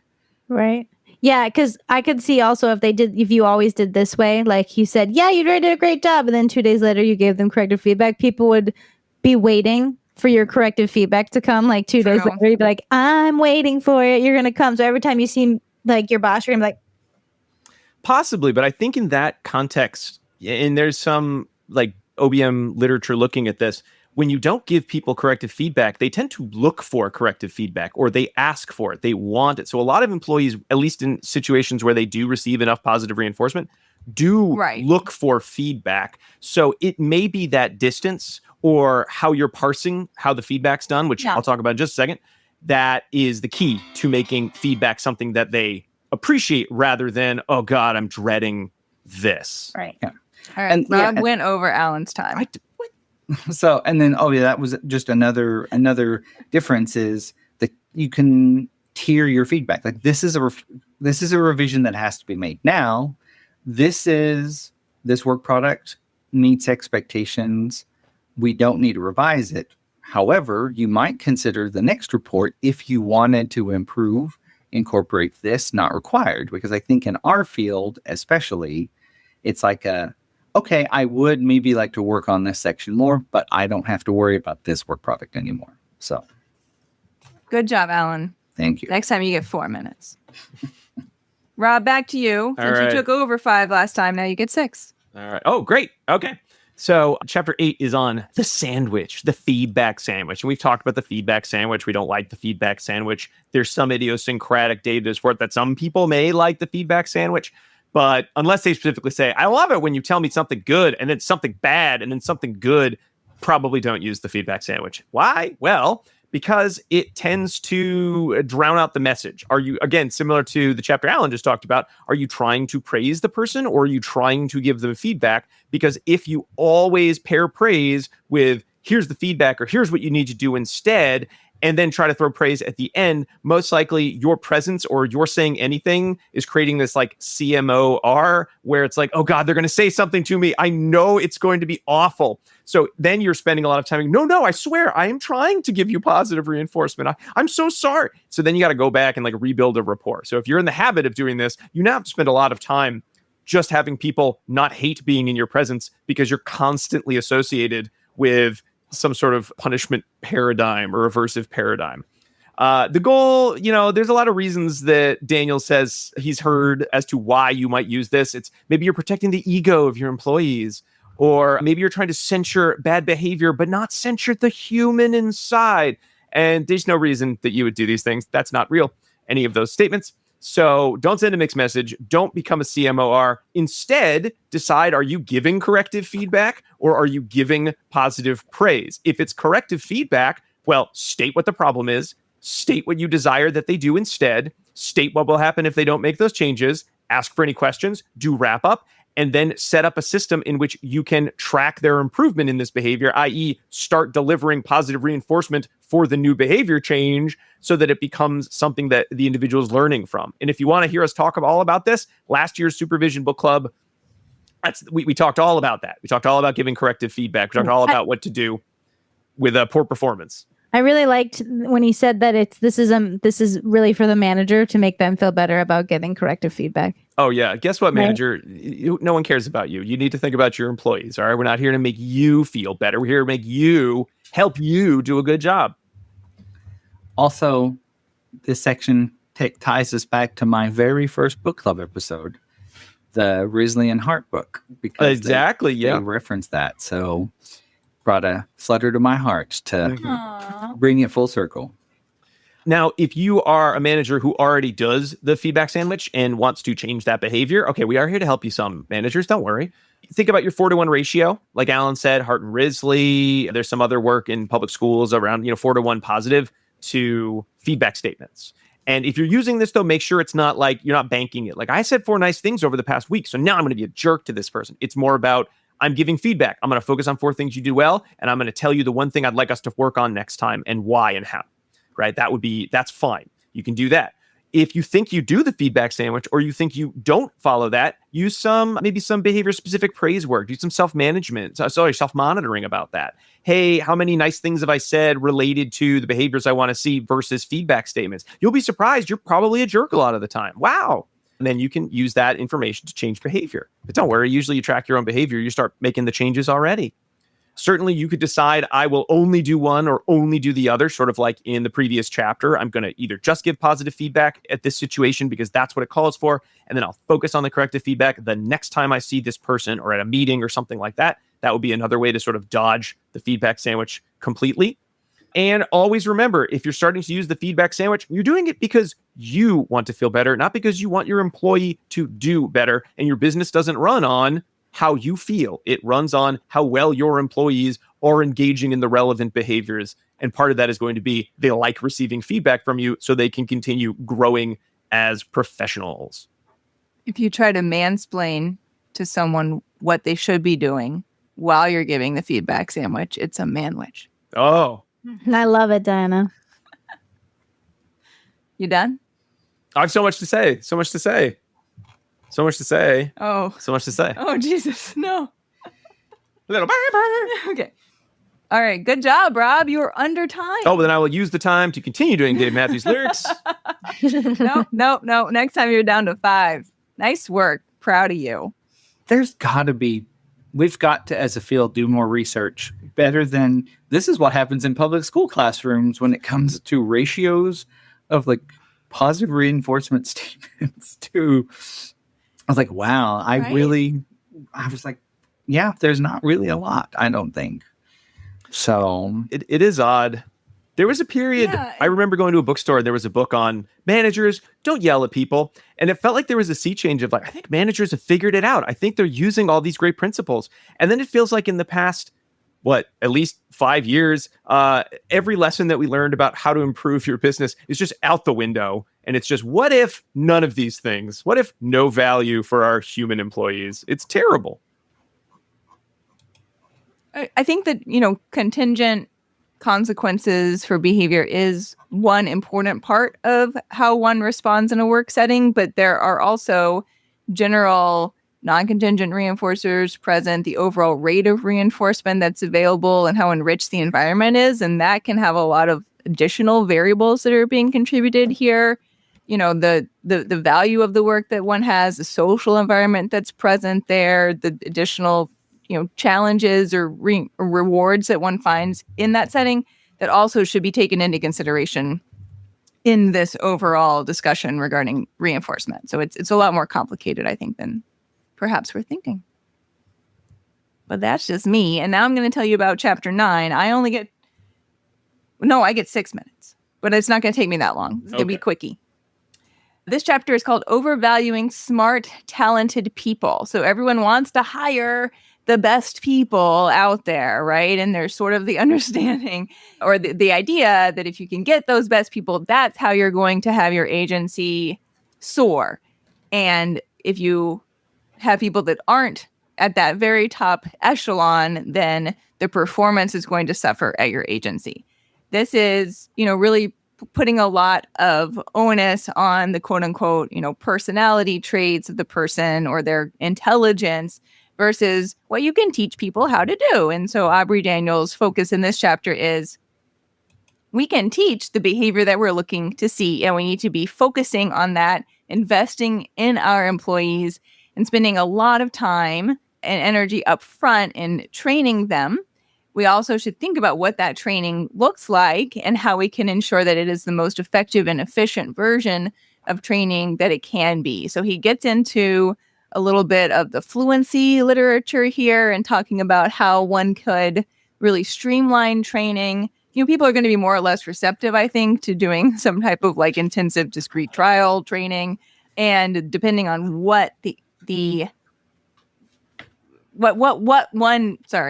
depending on what one needs to be fluent at in your job is going to depend on what that training really needs to look like. So it really, I think, could vary a good bit.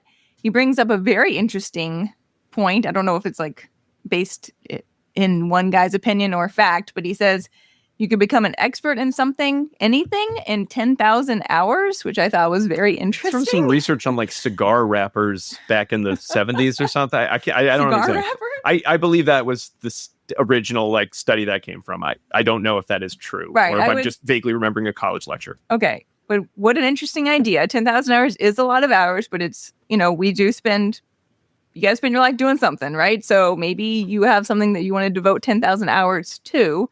That may have limitations with it as well. But he says you can teach anyone to do anything if you are smart enough. And also, you don't teach someone to the limit of their ability. You teach them to the limit of your ability. Those are good sentiments, right? And so he's saying, what you want to do is you don't have to seek out the top person. You have to create the top person by investing in them and ensuring that they know what they need to do. Now, my last point is on this idea about how many hours one can devote to something. Yes, in an absolute vacuum where people don't have additional responsibilities and pulls on their time, maybe you would have unlimited time in order to teach them the thing that they need to learn for their job. But in my experience, both as a supervisor and as a professor, people have a lot of additional constraints on their time that may be impacting how much time they have to devote to the thing that you want them to learn how to do. And so that, I think, should also be taken into consideration here as well. That's it. That's all I want to say. And someone should tell our friends in Silicon Valley, who I read in the paper today, are really working to bring back the eugenics movement by selecting for high IQ babies. Thanks for that, Rob. Oh, yeah. I'm going to be Jay Leno soon if I keep up my rip from the headlines comedy. Okay. All right, Alan, you were under budget for your last chapter, and so now you get 4 minutes to tell us about the budget process. Yeah, it exists.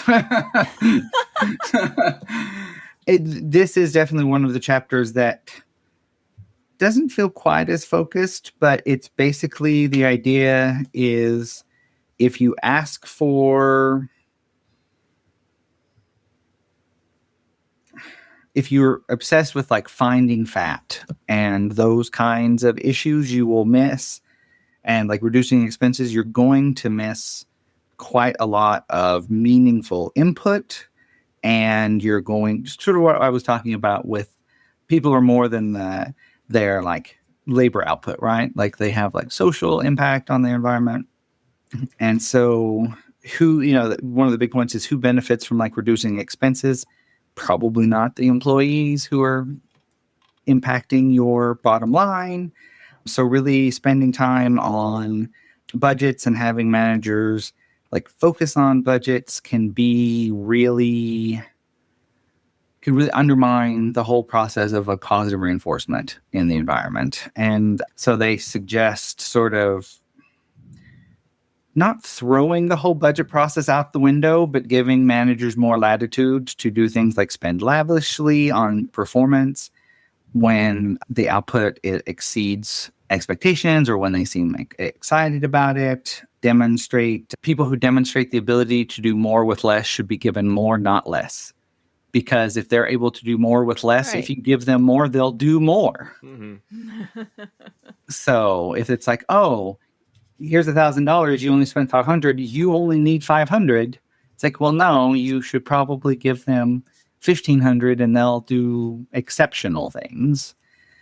Budget from the bottom up was another big one, which I think we sort of touched on with the idea of executive pay should maybe be the last consideration and not the first consideration in terms of an organizational budget, because if your lowest tier of employees is well supported and high performing, you as a supervisor will reap those rewards rather than justifying your high wages with lower departmental wages or that kind of thing. So yeah, it's basically just budget is where an agency can really mess up positive reinforcement on a lot of levels by overemphasizing low costs.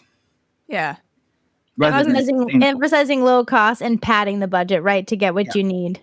Right. I've as of someone who does budgets every year for multiple departments, there have been years where they're like, no, you need to pad it so that you actually have money that you need because they're going to cut it, right? Mm-hmm. Then be like, no, I want to know what you actually need, and I'm hoping not to cut it, right? Like, so it's hard as a budget person when there are games. Like, just put what you need and then approve that. That's how it should be. Yeah, budgets feel like one of those processes that anytime someone's asking you to write a budget, I'm like, I don't want to be a part of whatever this process is, because if I put a bunch of crap, I feel guilty and I probably get a bunch of crap I don't need that I can't use. If I tell you exactly what I need, you'll be like, there's no way to do that. And I'm just stuck making it happen. And if I do, the person who didn't give me any money or resources says, well, looks like I did a great job not giving you anything because you figured it out, which is, never fun. Yeah. And this kind of goes to like honesty and communication, especially about finances in a company, is probably the best practice. I did like one of the suggestions was if there's something like a piece of equipment that was previously not able to be approved, then if that is able to be brought in later in a meaningful way, then do that. Mm-hmm. Like, spend your extra money to improve the circumstances of your staff, especially if they have identified tools that will make them that will improve their performance. So, or make them more relevant. So, great. Good job. Is it my turn? It is. I think I get 5 minutes. But once again, I think I'm going to be pretty quick. So this chapter is called Promoting People No One Likes. This is number 11 in the oopsies. And that's it. They just say, why would you do that? And then you move on to the next chapter. No, I mean, it can easily happen as evidence of virtually any agency that you go to. There's very often someone pretty high up in the ranks that you wonder, how did that person get there? No one enjoys working with them, and they make things generally pretty unpleasant. And that can happen due to the reinforcing properties of behavior, right? Just like any other behavior. So they say, like, maybe people think that they need to act this way in order to be a boss, that they need to be overly critical or yelling at people or treating other people harshly in order to demonstrate what they view as, supervisory behavior. And then that gets reinforced because the employees then, at least temporarily, do what is being asked of them out of fear or, more appropriately, negative reinforcement. That reinforces that supervisor's behavior, and then it just sort of escalating is worse and worse and worse. I always have liked the metaphor of the seagull supervisor. Have I told y'all this before? The seagull supervisor is one who isn't always there, but then comes in, flies in, makes a lot of noise, shits all over everything, and leaves. So I feel like that could be applicable here as well. You said a swear word. I'm sorry. I'm so sorry. He gives us some different examples and quotes. One of them was from John Wooden, it says b-ball. Is that basketball? Basketball. Sorry, basketball coach. And the quote is, "It's very hard to influence someone in a positive manner over the long haul when you antagonize and alienate that individual. In addition, once you've angered someone and created a feeling of animosity, then you're forced to waste additional time backing up and trying to smooth things over." So this is not best practice. And this can be avoided by not promoting people who are demonstrating that behavior, or sort of that you see like the kernels of that behavior as behavior that may be further exacerbated as they move into more supervisory roles. So My dad was that kind of supervisor. Oh no. He was a jerk. And everyone that I meet now as like a grown up, they're like, your dad was horribly mean. I'm like, oh, and outside of work, he's an okay person. They make that point too, as well, is that there are different contingencies in place in different settings. So someone might be perfectly pleasant in social situations outside of work, but then have this other persona inside of work because that's what's been reinforced by the culture of that agency and the way in which their employees have responded to that.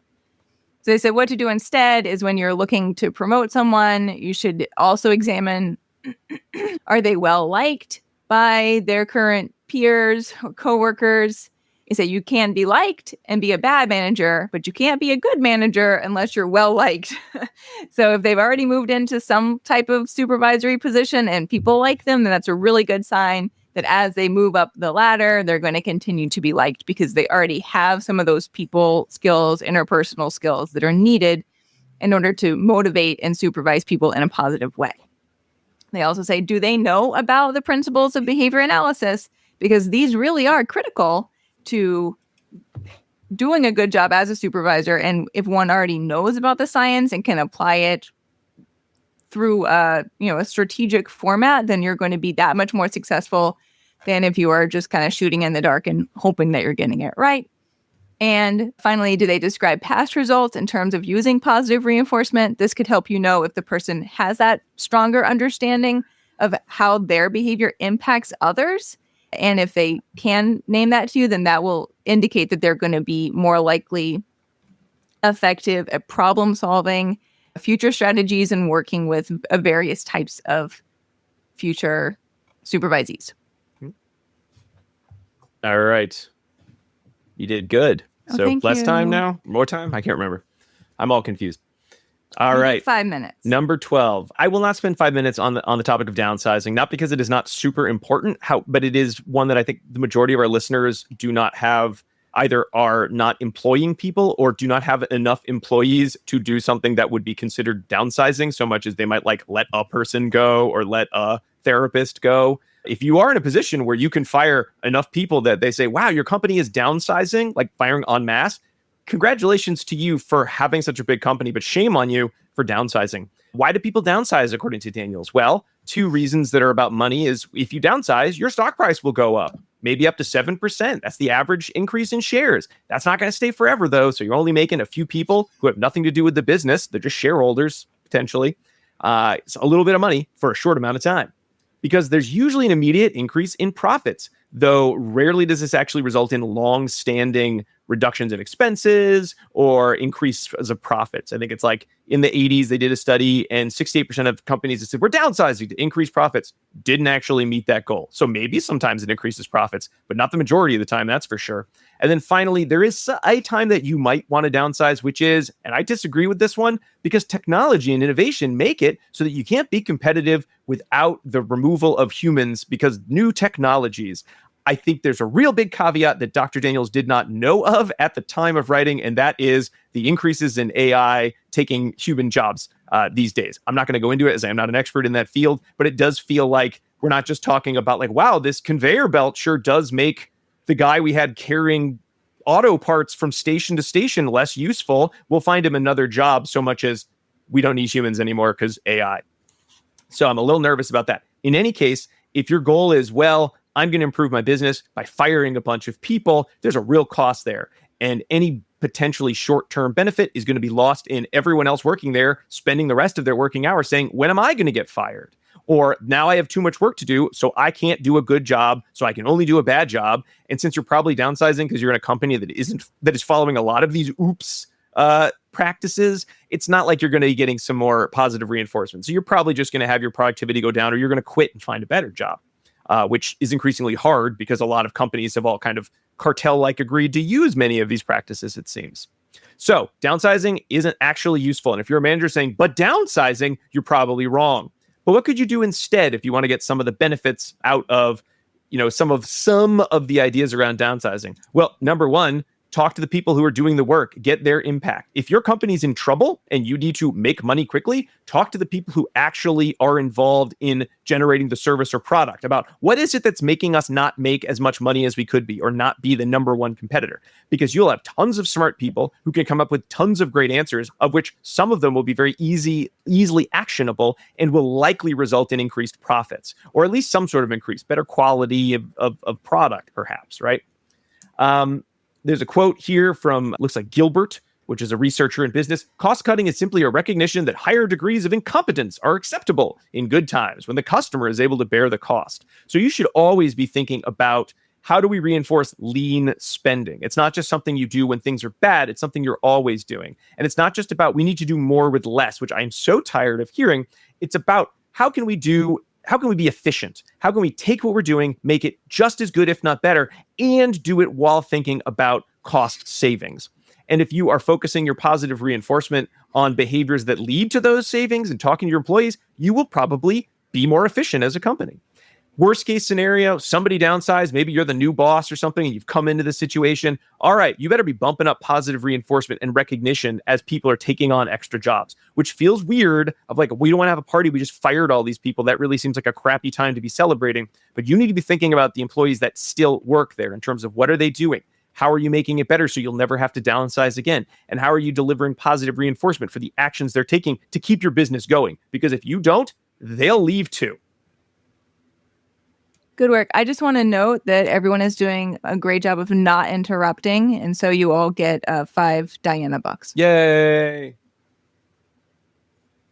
All right. Last chapter. Alan, you get 4 minutes. I don't think I'll need it. Mergers and acquisitions and other forms of reorganizing. They point out that mergers and acquisitions in the research and historically mostly benefit the deal makers and not the people within organizations or the organizations themselves, whether that's the acquiring or acquired organization. Usually that's because the financial decisions are given priority when people considerations, I think is the phrase that they use, should probably be essential to making sure that the merger and acquisition has the outcome that's desired. The big item they talk about is things like culture clash, that an acquired agency or an acquiring agency, there can be like a lot of like social fallout to a merger and acquisition. And we're talking about huge agencies here. I've never lived through one of these circumstances, but the idea is that if you're going to have a merger and acquisition, you should make the acquired organization welcomed into the new organization through like supported education on like culture and making sure that people are comfortable, that unnecessary rules and policies are reduced that might make circumstances better for everybody. There should be a lot of positive managerial presence, and then all of the targets that you set for at least the short term should be very achievable so that people have that higher schedule of reinforcement after like a significant change in context. There's lots more that they talk about, but really it sounds like mergers and acquisitions suck for most people, and they have some seemingly straightforward recommendations on how to minimize that if you're the kind of manager having to supervise a merger. So if you're merging, maybe the advice is you could call a place like Aubrey Daniels International to help you out with what that process should look like, because we're probably not the experts on it just from having read a chapter in a book. Yeah. And our focus is going to be on our individual employees / supervisees as well. All right. That's our 13 oopses. How do All you right, do, we boss did it. Diana? You all did pretty good, but not everyone kept to their time. So next time you probably should try to do better. I'm going to make myself the performer of the month. Excellent. That's why Yeah. you're Even though I got performer of the month. the boss. Maybe you'll get it next month. How do we get it? Just do a good job. Okay. Yeah. Great. Yeah. You learned a lot from this book, it sounds. So yeah, so you Didn't guys say, can hooray! 13 guys great can- management skills. discuss whether my strategies as a boss were good or bad. Bad. It's possible that I didn't follow all the advice in this book. Mm-hmm. It's almost as if you intentionally did the opposite of what they recommend to show a point ironically. It's possible. All right. And yet somehow we probably stayed decently on time. We did. And I know Diana is going to run as the boss. She's given herself some paid time off. So we'll do the wrap up without her because she's going to on a beach vacation to celebrate her great bossness. Yeah. All the profits are going to her vacation. I'm going to leave my car in the parking lot though, so you can still count it. Okay, great. So we can't leave until you come back. She's getting an Uber. Okay. Well, that kind of brings us to our wrap up of the rest of the book. And there's not much. There's one last section called Perfectly Motivated Employees, which I do think covers what I believe is just so it's very meaningful. I think it's very sweet the way Dr. Daniels thinks of how we should be treating employees, how we should be thinking of work. To some extent, though, I worry that it is like a bygone era in which we think of going to work as something that we care about as much as a hobby. And not just because we have to or we'll die in the streets, but because there's like a goal and a meaning. And I think being in human service, there are a lot of things that point to our job is to help people. And when we help people, that is so rewarding. However, there's so much other garbage going on in every business that it makes it very, very hard to want to focus on your job versus anything that's not your job.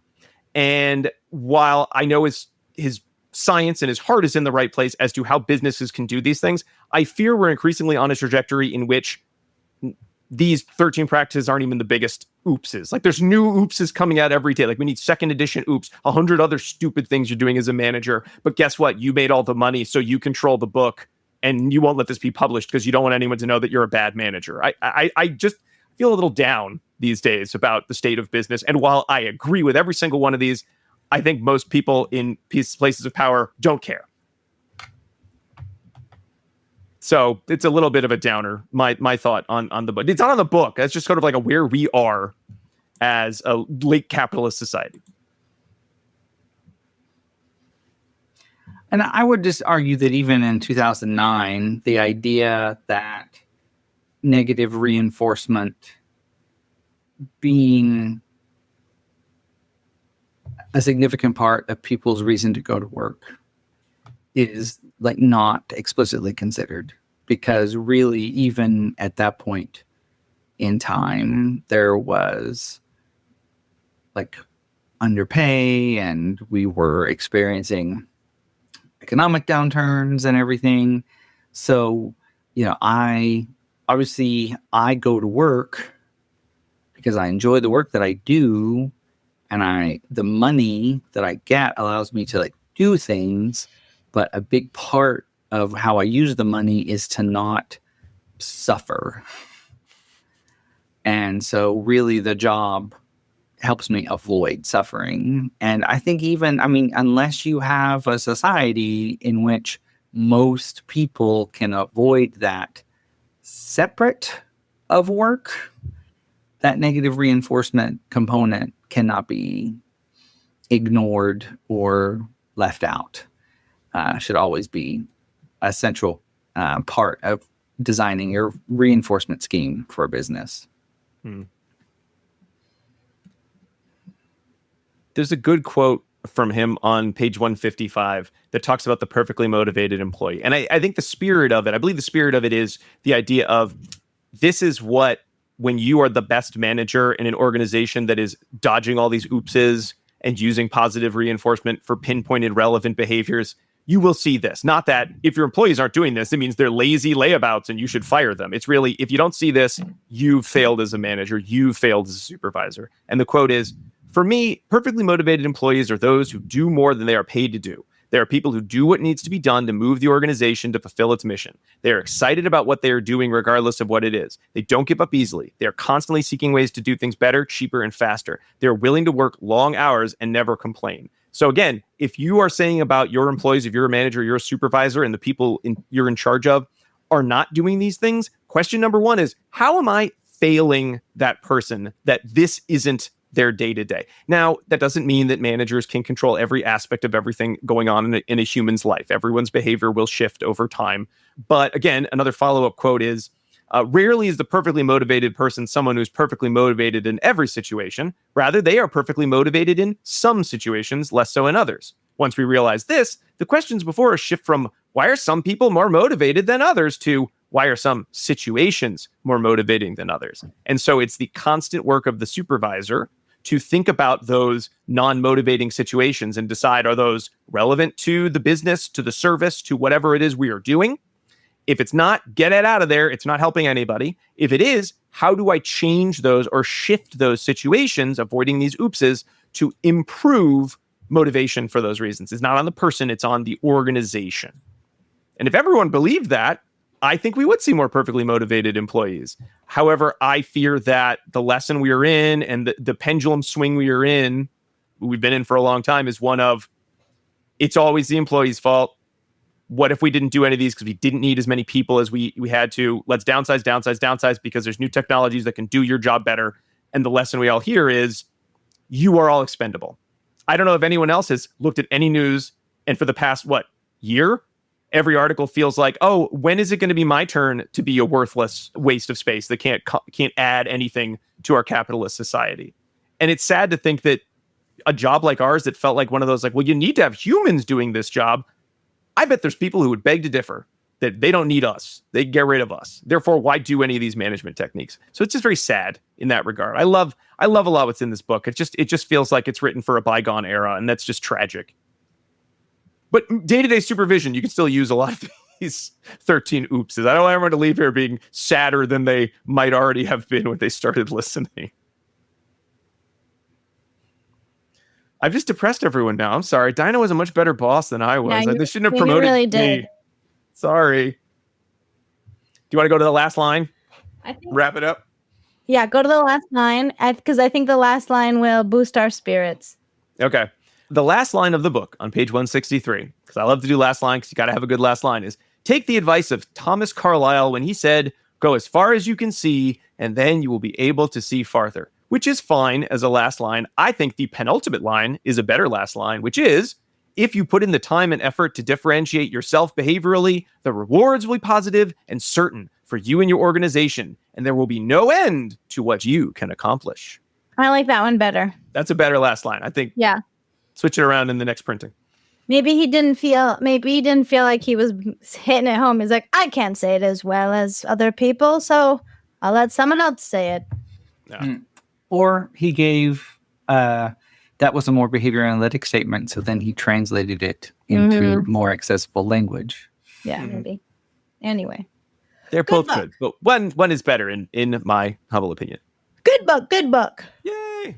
All right, so we love the book. We don't necessarily love the state of the world, but you know what? Day-to-day supervision, here's things you can do. You know what? Let's do it Let's do that way. Hey, do you want the world to be a better place? Well, let's think about how you can implement these things, because, and Alan, you'll You'll get into this. It's all about our values, right? It's not about are things getting better for us and what are reinforcers. It's about, am I moving towards my values? And if your value is, I want to be a supervisor that trains behavior analysts to be great at being behavior analysts and improve the lives of others, well, great. You can do that even if everything around us is burning down.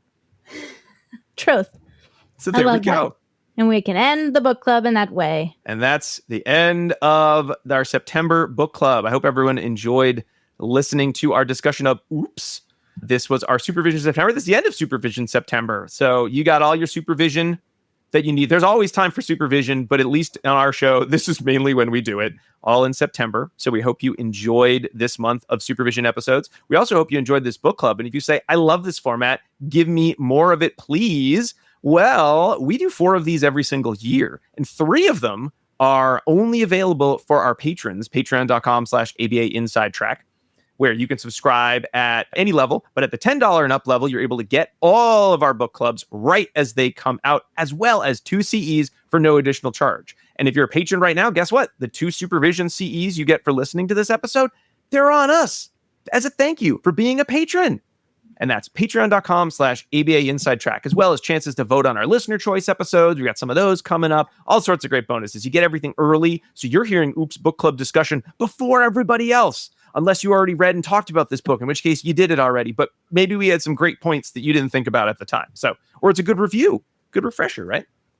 We also want to say, don't forget, you can get CEs, like I just said, for listening to this episode. Even if you don't want to be a patron, that's okay. Just go to our website, abainsidetrack.com, to find the links to the book here if you want to purchase the book yourself, as well as all of our other Supervision September content. You're going to need to know our secret code words, though, because you have to put in some key information.